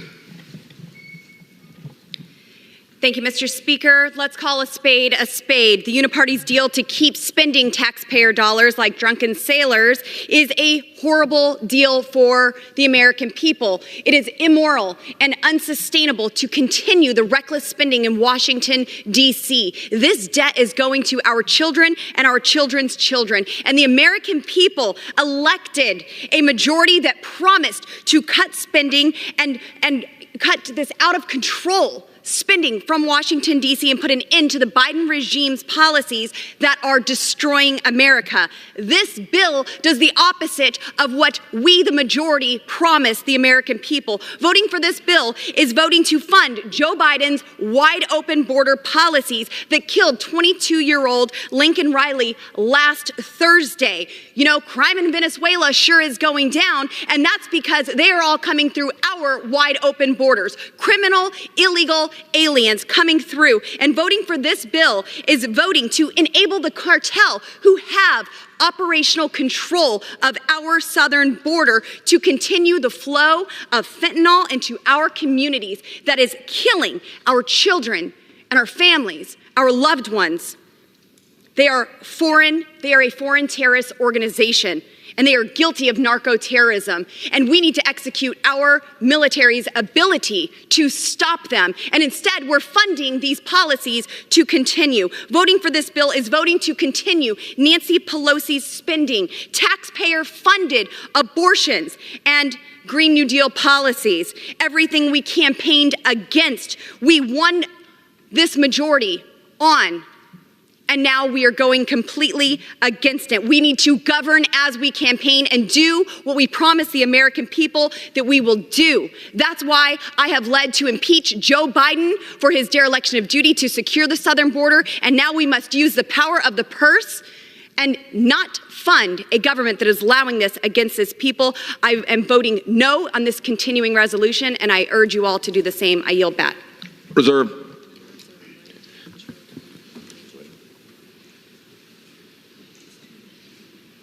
Members are reminded to refrain from engaging in personalities. Gentleman from Texas reserves. Gentlelady from Texas is recognized.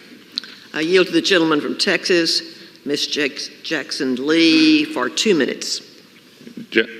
Gentlelady from Texas recognized for 2 minutes. $331 million Americans. Thank you, Chairwoman Granger and Ranking Member DeLauro. Those Americans are depending on us to save their lives. If we do not vote today, we will cause the loss of life. We did not vote for the supplemental that the President sent over almost a year ago to deal with the southern border, and lives have been lost. But as a Texan, I will not accept your challenge that I want people to die. Absolutely not. And that this constitutional right of the power of the purse is one that I have used recklessly. They have used it responsibly, and the budget numbers of whether it's Nancy Pelosi or the negotiators are responsible for helping the 331 million Americans.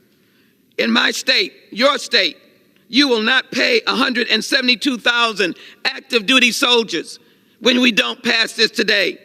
The Small Business Administration will stop handling $2 billion in loans. There will be no reentry programs for those who are trying to get their life straight. We will eliminate the funding for our public schools, the Department of Education, in things like early education and the feeding program. We will stop 176,000 people from flying through airports because you will not be able to fund aspects of Homeland Security. 786,000 people would lose their access to the Women and Infant Program, which I understand is one of those that are being attacked. You are causing the loss of life. And I will not stand here and accept that challenge. You are my friends. We work together, but your arguments are false. The responsibility of the power of the purse is to be responsible. And so 168,000 federal workers who do vital work will be lost if we do not proceed.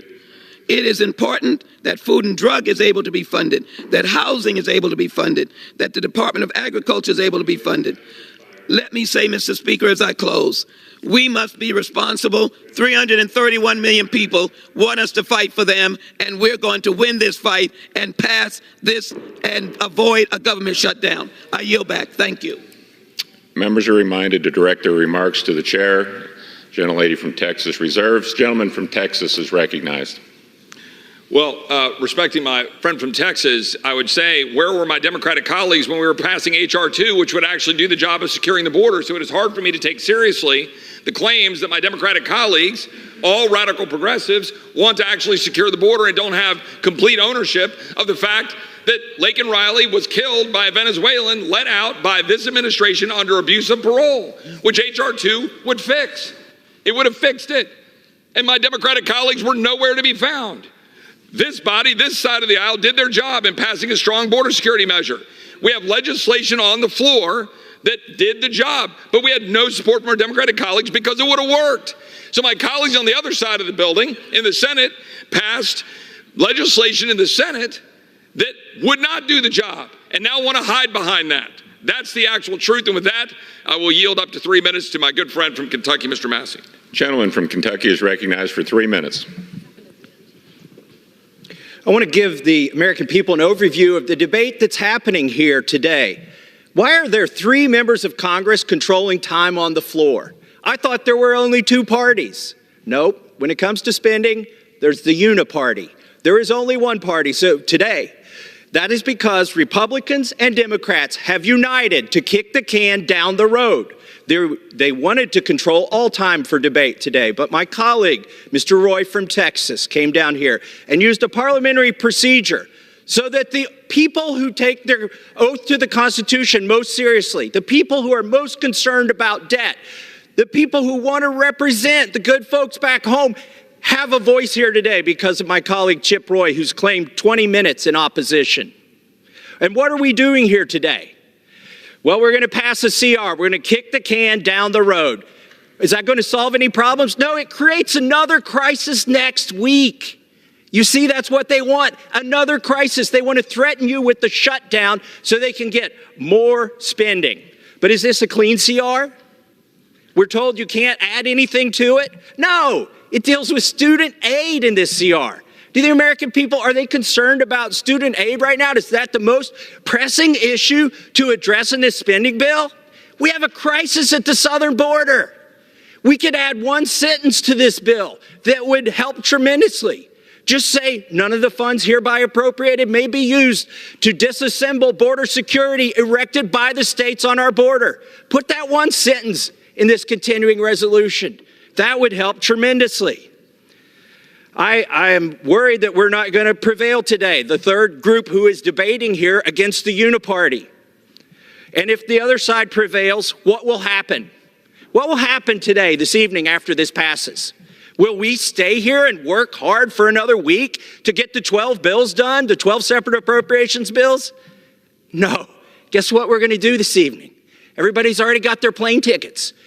They're sending us home early. Congratulations. You moved the crisis down another week. Go home. Have a 4-day weekend. We're going to let staff and a few members in the Senate and a few members in the House write this big bill, and then you can take it or leave it next week. Gone is any semblance of regular order from this process. What we have is what the swamp always does. And I urge my colleagues to oppose this continuing resolution that does nothing but kick the can down the road. And I yield back to my colleague from Texas. Reserve. The gentleman from Texas reserves. Gentlelady from Texas is recognized. Mr. Speaker, I reserve the balance of my time. Gentlelady reserves. Gentleman from Texas is recognized. I yield up to 2 minutes, my friend from Virginia. Gentleman is recognized for 2 minutes. Mr. Speaker, I stand here today again opposing the status quo of more reckless spending in Washington. This House is supposedly run by Republicans, and yet here we are continuing to pass the Pelosi, Biden, Schumer spending levels and the policies connected to them, predictably with a majority of Democrat votes. As a matter of fact, this morning, I had a Democrat member tell me in a private conversation, he likes it when we're in charge because nothing changes, but we get the blame for it because we have the majority. Our national debt continues to skyrocket. We're at nearly $35 trillion. That's a number that's hard to grasp. It's actually more than $100,000 per citizen, and that figure just grows by the day. Biden inflation is further exacerbating the crisis, and the congressional uniparty is perpetuating it on a daily basis. Thankfully, we may be getting some future relief with the just announced resignation of the Democrat minority leader in the Senate. But some of us here in the House, we came here to actually represent the American people, to do what we said we would do. And we did not mean constantly kicking the can down the road, passing more continuing resolutions that hurt the American people. Many people in this body are scared of a government shutdown. And I will acknowledge the government shutdown is not the ideal thing, but it's not the worst thing. The worst thing is keeping in place the Biden, Pelosi, Schumer policies that are destroying the country and bankrupting our kids and our grandkids. Worse yet, they're keeping in place the border invasion, the very invasion that we campaign against, the very invasion that is the greatest threat to our country. But that's what's going to happen here today. We're going to fund that border invasion for another week as a bridge to another spending bill that will keep all the policies in place and actually increase them over the Pelosi-Schumer levels from back before we had the majority. We could have passed a full-year stopgap spending bill that would have cut $100 billion. We could have attached to it border security to stand up for the American people. As a bonus, that would eliminate thousands of earmarks for tens of billions of dollars more. But here we are today. True leadership involves making difficult decisions. Cutting spend is difficult. That's why nobody does it here. But when will the debt matter in this chamber beyond a campaign talking point? I urge no, and I yield back. Gentleman yields back. Gentleman from Texas reserves. Gentlelady from Texas is recognized. Mr. Speaker, I reserve the balance of my time. The gentleman from Texas is recognized. Mr. Speaker, I yield 1 minute to my friend from Alabama. Gentleman from Alabama is recognized for 1 minute.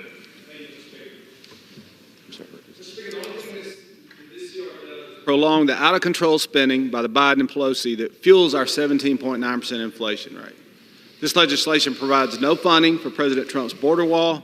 More than 600,000 illegal alien criminals and 300 on the terrorist watch list have entered our open southern border under Biden, and there is no doubt that American families are in danger. Just this week in Alabama, 2 illegal aliens were arrested as part of a child trafficking sex ring. Last week in Georgia, a young girl with a bright future ahead of her was murdered by an illegal alien. The list of tragedies is growing, and it's past time to do something about it.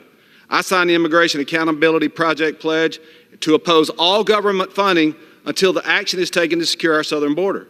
Instead of kicking the can down the road with another CR, the number one priority of this Congress should be funding Trump's wall and defunding this invasion. We must fund President Trump's wall and defund Biden's backdoor contributions to organizations that are sending illegals to a city near you. It should not take more than one tragedy for a border to become priority. It is time to finish Trump's wall, protect Americans, and with that, Mr. Speaker, I'll yield back. Gentleman yields back. Reserve. Gentleman from Texas reserved. Gentlelady from Texas is recognized.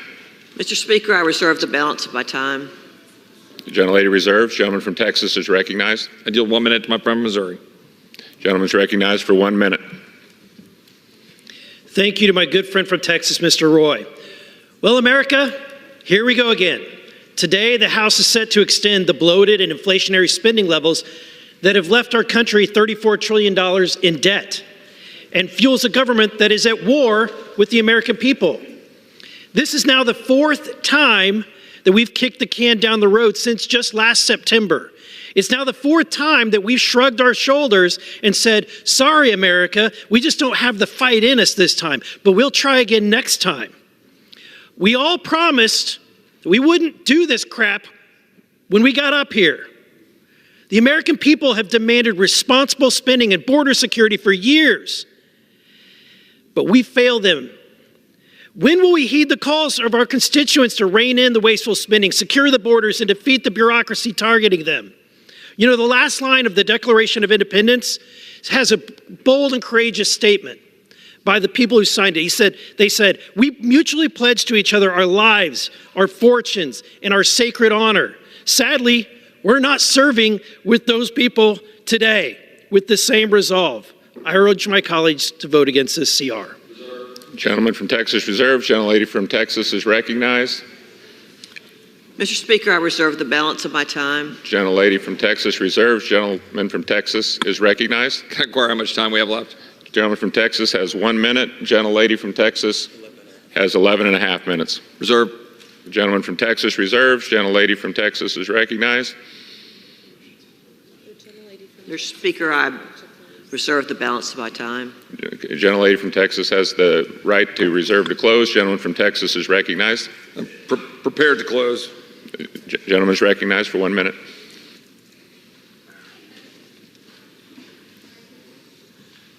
To my colleagues on either side of the aisle, we have a fundamental responsibility under the Constitution of the United States to use the power of the purse to check an executive branch that is not following the law.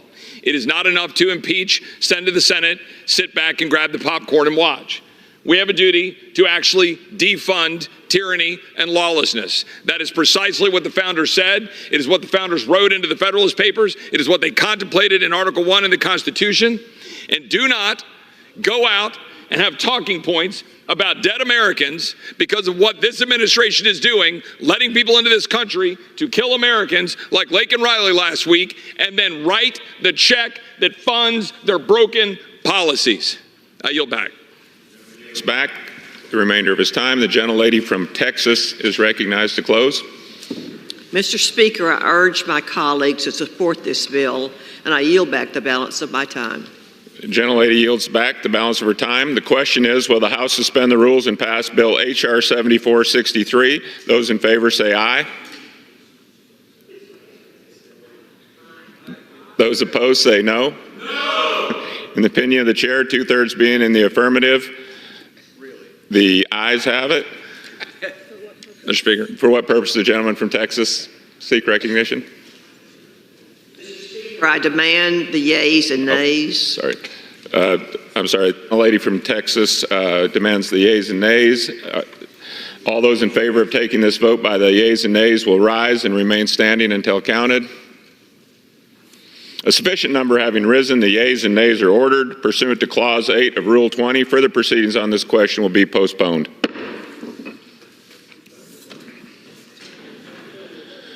Proceedings will resume on questions previously postponed. Votes will be taken in the following order. Motion to suspend the rules and pass the following bills: H.R. 7102, H.R. 7463, and H.R. 7454.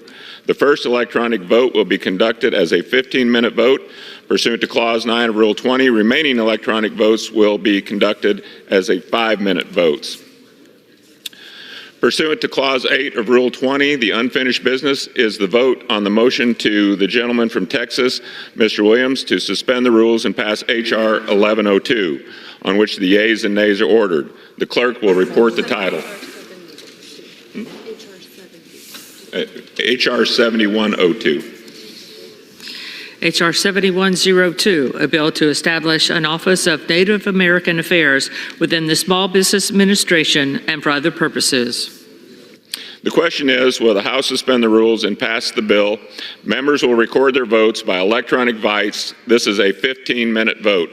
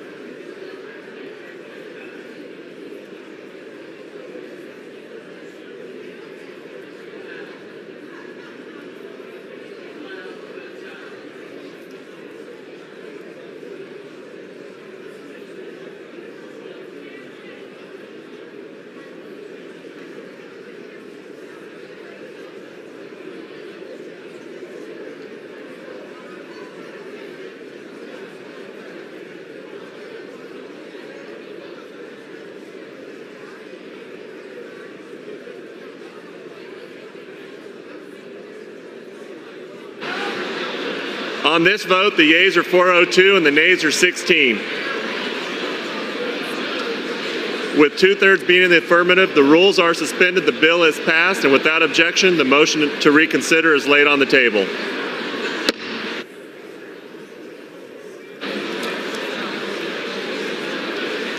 Pursuant to Clause 8 of Rule 20, the unfinished business is the vote on the motion of the gentlewoman from Texas, Ms. Granger, to suspend the rules and pass H.R. 7463. On which the yeas and nays are ordered, the clerk will report the title. H.R. 7463, a bill making further continuing appropriations for fiscal year 2024 and for other purposes. The question is, will the House suspend the rules and pass the bill? Members will record their votes by electronic device. This is a 5-minute vote.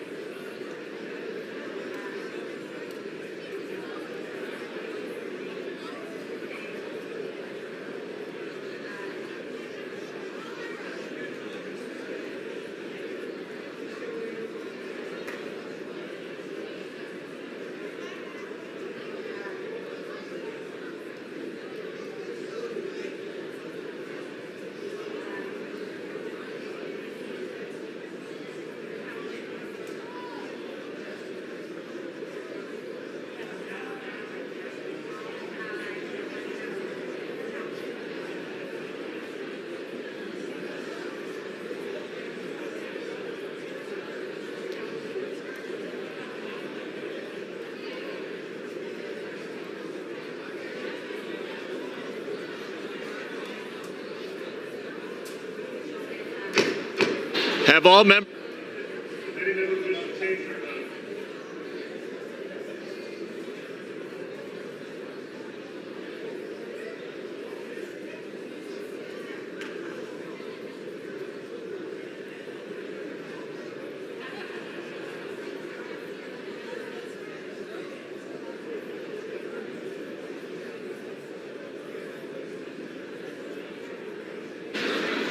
On this vote, the yeas are 320, the nays are 99. Two-thirds being in the affirmative, the rules are suspended, the bill is passed, and without objection, the motion to reconsider is laid on the table.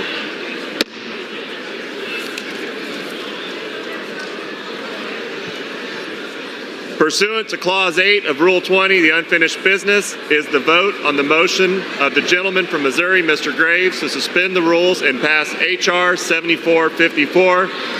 On which the yeas and nays are ordered. The clerk will report the title. H.R. 7454, a bill to amend Title 49 United States Code to extend authorizations for the Airport Improvement Program, to amend the Internal Revenue Code of 1986, to extend the funding and expenditure authority of the Airport and Airway Trust Fund, and for other purposes. The question is, will the House suspend the rules and pass the bill? Members will record their votes by electronic device. This is a 5-minute vote.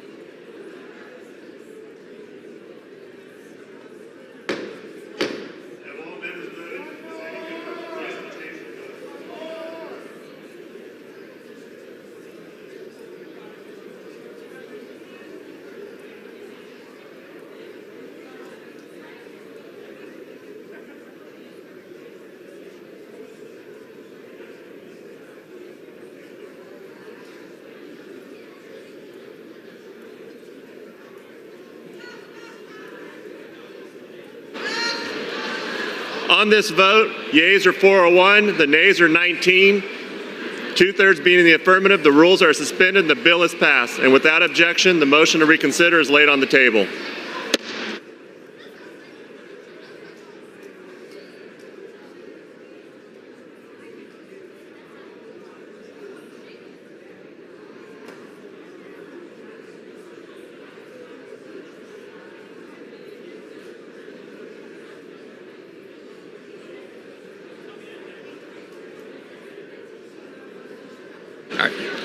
Pursuant to Clause 8 of Rule 20, the unfinished business is the question on suspending the rules and passing H.R. 5426. With the clerk, will report the title. Union Calendar number 179, H.R. 5426, a bill to require the Administrator of the Small Business Administration to provide a link to resources for submitting reports on suspected fraud relating to certain COVID-19 loans. The question is on, will the House suspend the rules and pass the bill? So many are in favor, say aye. Those opposed, no. In the opinion of the chairs, two-thirds being in the affirmative, the rules are suspended and the bill is passed without objection. The motion to reconsider is laid on the table.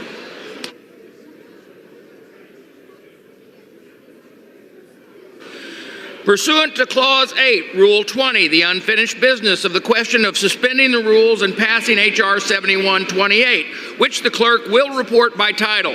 Union Calendar number 313, H.R. 7128, a bill to establish requirements relating to size standard compliance of small business concerns owned and controlled by women for certain purposes and for other purposes. The question is, will the House suspend the rules and pass the bill? So, as are in favor, say aye. Aye. Those opposed, no.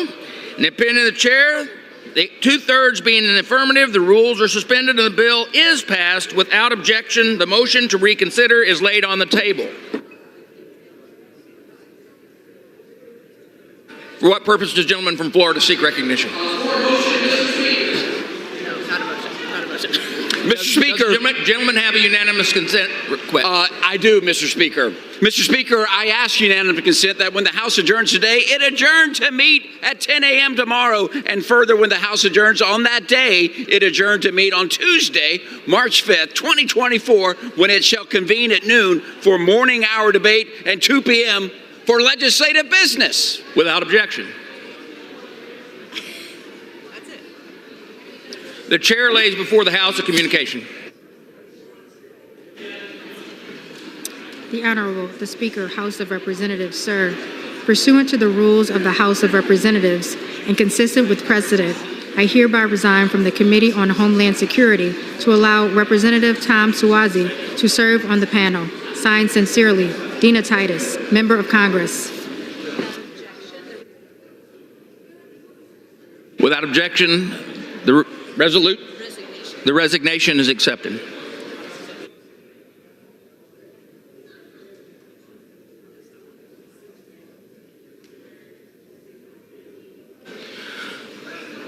For what purpose does the gentleman from California seek recognition? Mr. Speaker, by direction of the Democratic Caucus, I offer a privilege resolution and ask for its immediate consideration. The clerk will report the resolution. House Resolution 1034, resolved that the following named members be... And that the resolution be considered as read. Without objection, the reading is dispensed with.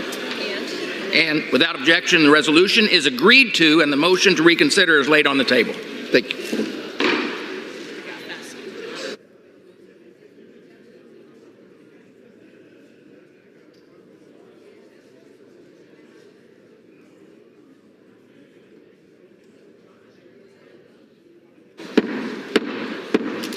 The House will be in order. Take their conversations out of the chamber, please.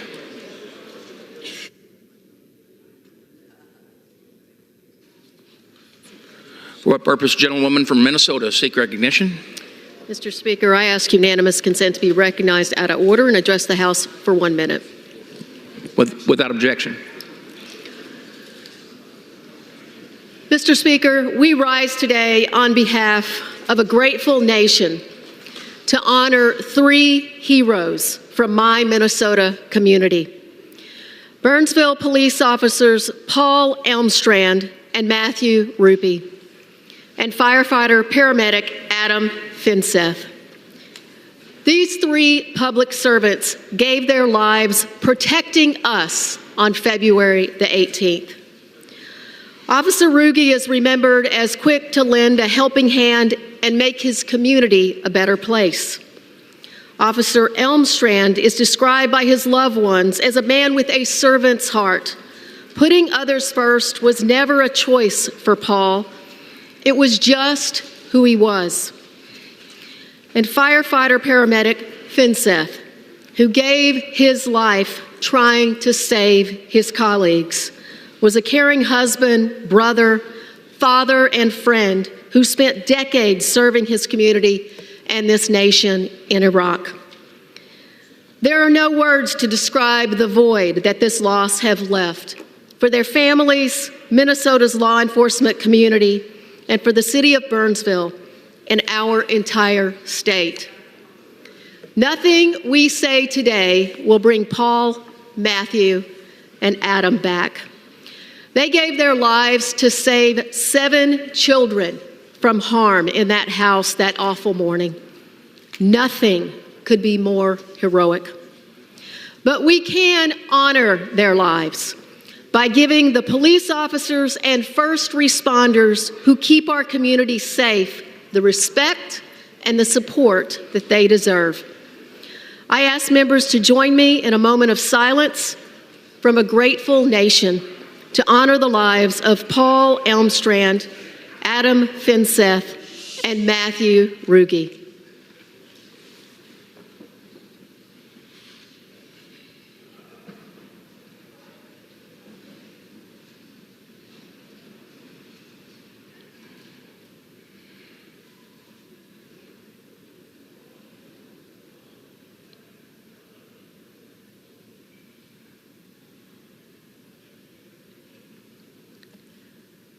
Thank you, Mr. Speaker. I yield. Good job. Good job. Very good. The chair will now enter a request for 1-minute speeches. For what purpose does the gentleman from Tennessee seek recognition? Seek unanimous consent to address the House for 1 minute to revise and extend my remarks. Without objection, the gentleman is recognized.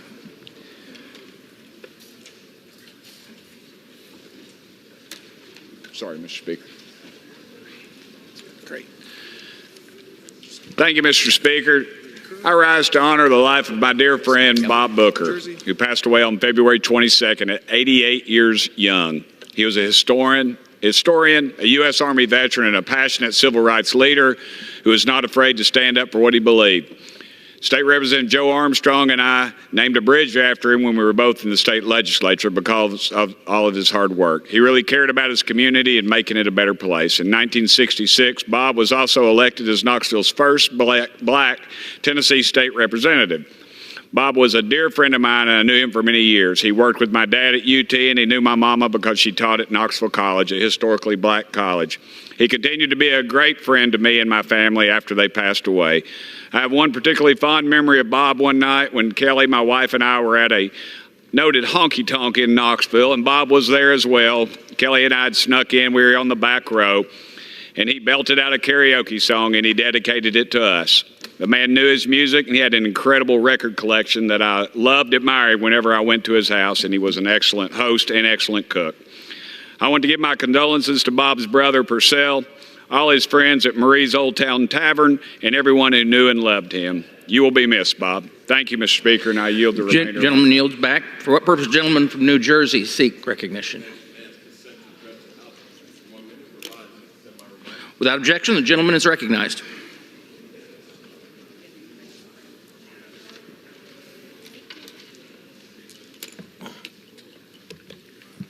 Mr. Speaker, I rise today to discuss the new Family Empowerment Center at Metropolitan Baptist Church in Newark. For more than 16 years, the church's sacred and cherished Willing Heart Community Care Center has been a pillar of service to the community. It has provided food and clothing to residents and families in difficult times. It has brought relief to community members who have suffered during hurricanes Ike, Sandy, and Irene. It has guided the desperate towards hope and salvation. Now the Care Center will become the Family Empowerment Center. It will provide more advanced quality medical care for families, and it will help unemployed workers improve their chances of getting a good paying job. I'm a strong supporter of job training programs. I secured $1 million for a local program to increase minority employment in advanced technologies. And I cannot wait to see what the Family Empowerment Center will do for our community. And with that, Mr. Speaker, I yield back. Gentleman yields back. For what purpose does the gentleman from Georgia seek recognition? I ask unanimous consent to address the House for 1 minute to revise and extend my remarks. Without objection, the gentleman is recognized.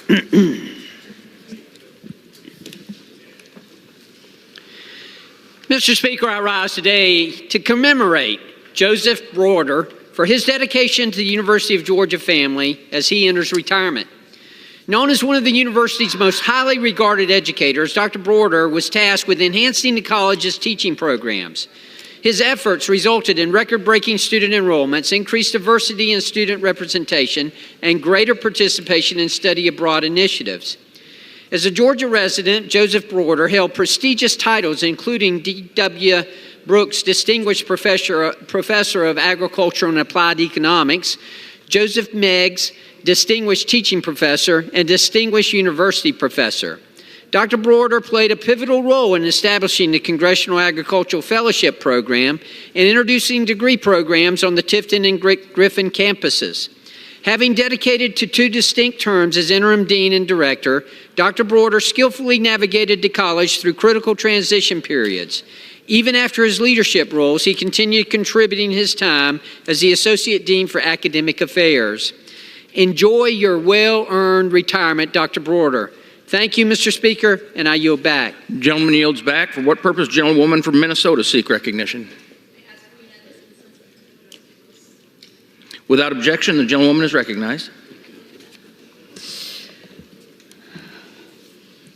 Mr. Speaker, I rise today to express my profound frustration at the continued Trump-era policies towards Cuba. For 65 long years, the Cuban people have suffered under the weight of American embargo. Now, Cuba's completely unwarranted designation as a state sponsor of terror is causing new waves of hardship for the people of the island. It is also impacting our allies and friends. Mr. Speaker, I met with many ambassadors from close partners of the United States when I was in Cuba, and they were unanimously opposed to the state-sponsored designation. Trump and Pompeo created this designation knowing it has no merit, and it was a political trap for the Biden administration. I call on President Biden to step out of that trap finally and stop this cruel and counterproductive policy. He should remove the state-sponsored designation today. And I yield back. Gentlewoman yields back. For what purpose, the gentleman from New York seek recognition? For 1 minute to revise and extend my remarks. Without objection, the gentleman is recognized. Thank you, Mr. Speaker. Today I rise before you to pay tribute to a remarkable young man, Alex David Wolfsey, whose life was tragically cut short almost 10 years ago on March 10, 2014. Alex's commitment to our nation, demonstrated by his service in the United States Navy, exemplifies the best of American valor and dedication. A Mahopac resident who graduated from Kennedy Catholic High School in Somers and SUNY Cortland, he felt the call to service and enlisted on September 25, 2012. He traveled from the training grounds at Great Lakes Naval Station north of Chicago to Pensacola, Florida, to San Diego, California, to his final post in Guam. His mission was clear: serving our country. He was preparing for deployment aboard the USS Bonhomme Richard in Japan before a tragic accident cut his life short. He came from a family of service. His father was a member of the NYPD. and sought to carry on that service to our state and nation. I know the Carmel Town Board is gathering next week to honor Alex for his service. We will never forget his service and his sacrifice. May God bless the Wolfsey family. I yield back. The gentleman yields back. For what purpose does the gentlewoman from New Mexico seek recognition? I ask for unanimous consent to address the House for 1 minute and to revise and extend my remarks. Without objection, the gentlewoman is recognized. Mr. Speaker, I rise today to ask my colleagues one simple question. Do you honestly believe that you have any right to tell me or any woman in America what I can do with my own body, when, if, or how I decide to have a family? The thousands of women across Alabama who had their rights stripped away this week to become a mother, the thousands across this country who are facing the devastating experience of having a miscarriage and not being able to get care, and the millions of women, including myself, who woke up 2 years ago to the news that the Supreme Court had stripped away our rights.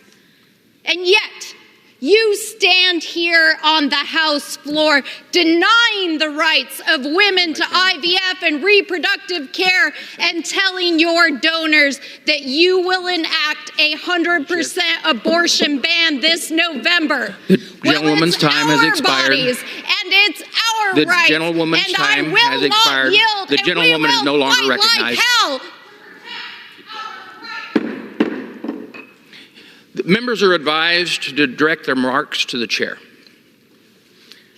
For what purpose does the gentlewoman from Virginia seek recognition? To address the floor for 1 minute and to revise and extend my remarks. The gentlewoman is recognized for 1 minute. Thank you, Mr. Speaker. I rise today to underscore the devastating effect that we have seen of Republicans' extreme, unrelenting attacks on reproductive freedom since a Trump-packed Supreme Court overturned Roe v. Wade. We have seen children as young as 10 who have been raped, who could not get abortion services. We have seen women who have suffered miscarriages and had to sit in the car until they were septic to get the treatment that they needed. And now we have seen the Alabama Supreme Court strip away the right to in vitro fertilization with its decision last week, and 3 centers stopping IVF services. Republicans in the House and the Senate say they support in vitro fertilization, but when given the opportunity to actually preserve it, they failed. 125 House Republicans co-sponsored legislation that would ban Gentlewoman's IVF, time has expired. and the Senate has rejected legislation to make it legal. These decisions belong between patients and their providers, and I yield back. The gentlewoman yields back. For what purpose does the gentlewoman from North Carolina seek recognition? I ask unanimous support, unanimous consent to address the House for 1 minute and to revise and extend my remarks. Without objection, the gentlewoman is recognized. Mr. Speaker, history has its eyes on us. Right now, we are facing the most critical threat to the rules-based order since World War II. The entire free world is at risk as the autocrat Vladimir Putin and his brutal, barbaric army are marching through our democratic ally, Ukraine, heading toward our NATO allies. Our allies are perplexed and worried. What are we waiting for? Why aren't we stepping up and helping Ukraine? And China is watching to see whether the U.S. will stand up against vicious autocrats and stay the course to defend the free world. We Democrats have stood in strong support of sending additional aid to Ukraine. But Speaker Johnson has refused to bring any Ukraine support bills to the House floor for a vote at a time when Ukraine is literally running out of ammunition to fight Russia. So I ask my friends on the other side of the aisle, I ask you, Mr. Speaker, what are you waiting for? The world has its eyes on you. The gentlewoman yields back. For what purpose does the gentlewoman from Ohio seek recognition? To add extraneous remarks to the record. Without objection, the gentlewoman is recognized. Hallelujah, Mr. Speaker. Community college education and all the opportunity it presents with workforce development is finally being implanted in the largest city in the entire northwestern quarter of Ohio, at Toledo. So long ignored. Community college education, so vital to our future. I stand here to celebrate this agreement signed this week between the University of Toledo President Greg Posto, the President of Owens Community College, Dion Somerville, and Toledo Public School Superintendent Dr. Romulus Durant. I am so proud of them. Congratulations for working together to plant seeds of hope and new opportunity for generations denied before us: education, retraining, GED certification, and workforce skills so long denied our citizenry. Thank you for caring. I urge all citizens to support this new partnership. It will be located on the Scott Park campus. Offer your indispensable resources to ensure the enterprise succeeds beyond anything that our community has ever known. Mr. Speaker, help me make a pathway for a brighter, stronger, more educated, and innovative Toledo and region. God bless the partners. God bless our people. Gentlewoman's time has expired. God bless America. Thank you, Mr. Speaker. Gentlewoman yields back. For what purpose, gentlewoman from Ohio seek recognition?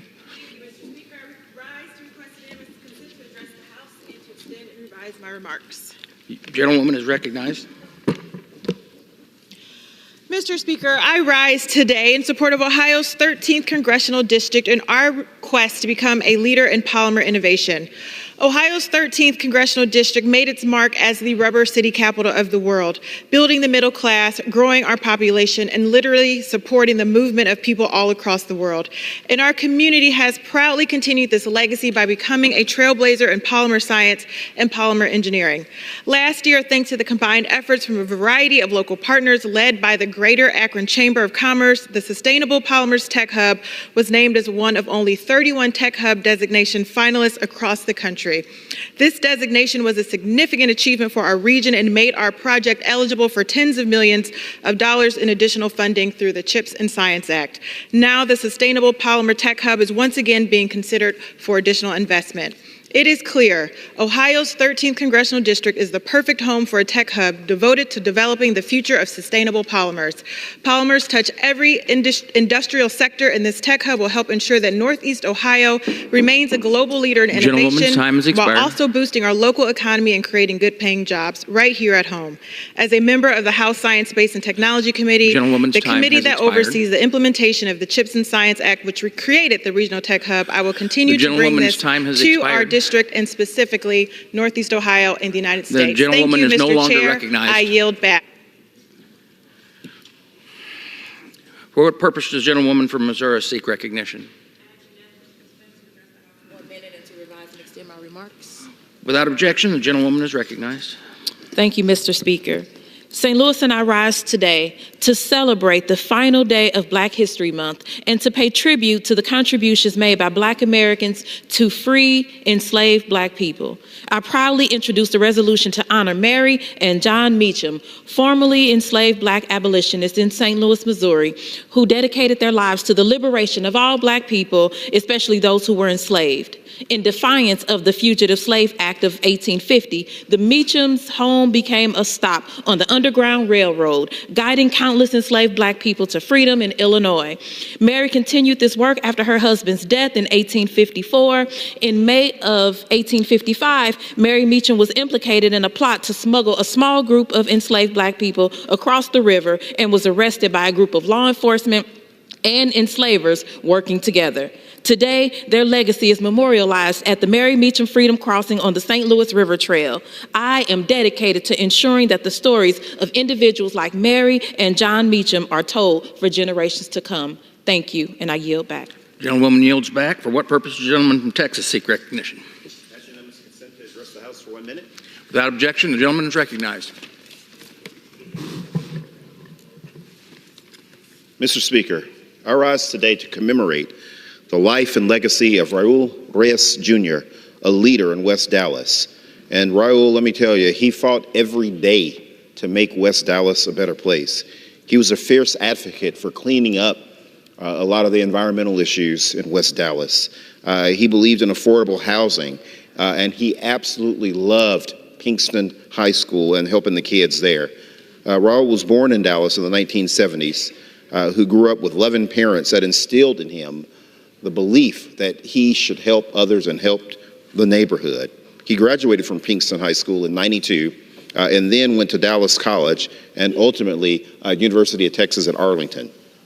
After graduating, he became an agent for change who believed that the community and the people played the most important role in progress. And he was a founding member and president of West Dallas One, which is a coalition of neighbors and neighborhood associations. And his community service involvement captured through numerous public service and private advisory boards and steering committees, which focused on things like education and housing.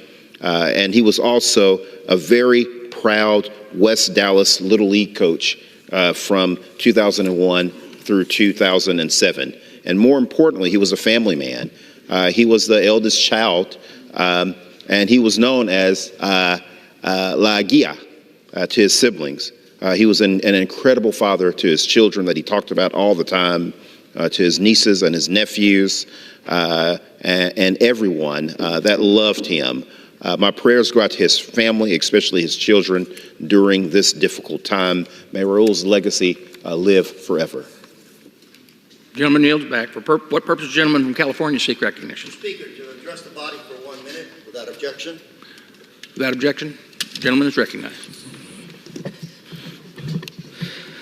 Mr. Speaker, today I rise to recognize Western High School's football team in my district and to congratulate the 11 seniors going on to play college football. 11 is a record for the program under Coach Dan Davidson, who pushed these athletes to compete at the next level. The players, coaches, and parents put in countless hours and accomplished something very special. And let me say, many pro football players have started in my district, including Heisman Trophy winners John Warte, Matt Leinart, and Bryce Young.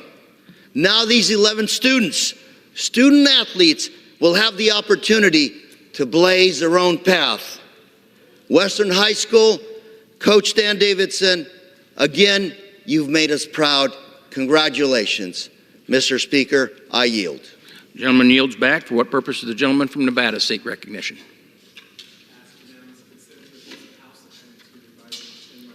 Without objection, the gentleman is recognized. Thank you, Mr. Speaker. Today I rise to urge the immediate passage of legislation extending the Affordable Connectivity Program, a lifeline that connects over 23 million families in America, 274,474 in Nevada, and over 76,000 in Nevada's 4th Congressional District. The bipartisan infrastructure law created the ACP, and it has been crucial to ensure that low and middle-income households can afford their monthly internet bill. Yet, without immediate action, the program will wind down in just a couple of months. Mr. Speaker, the Affordable Connectivity Program Extension Act would keep it alive with a $7 billion investment. It will keep Americans in every zip code connected, supporting families who need work, education, and health care. Have the access, whether in my home state of Nevada or every other state across the country. Mr. Speaker, we finally began to close the digital divide. Now is not the time to widen it. So I urge my colleagues to co-sponsor the Affordable Connectivity Program Extension Act and to make sure that the internet remains accessible and affordable for everyone. Thank you, and I yield back. For what purpose does the gentlewoman from Texas seek recognition? Without objection, the gentlewoman is recognized.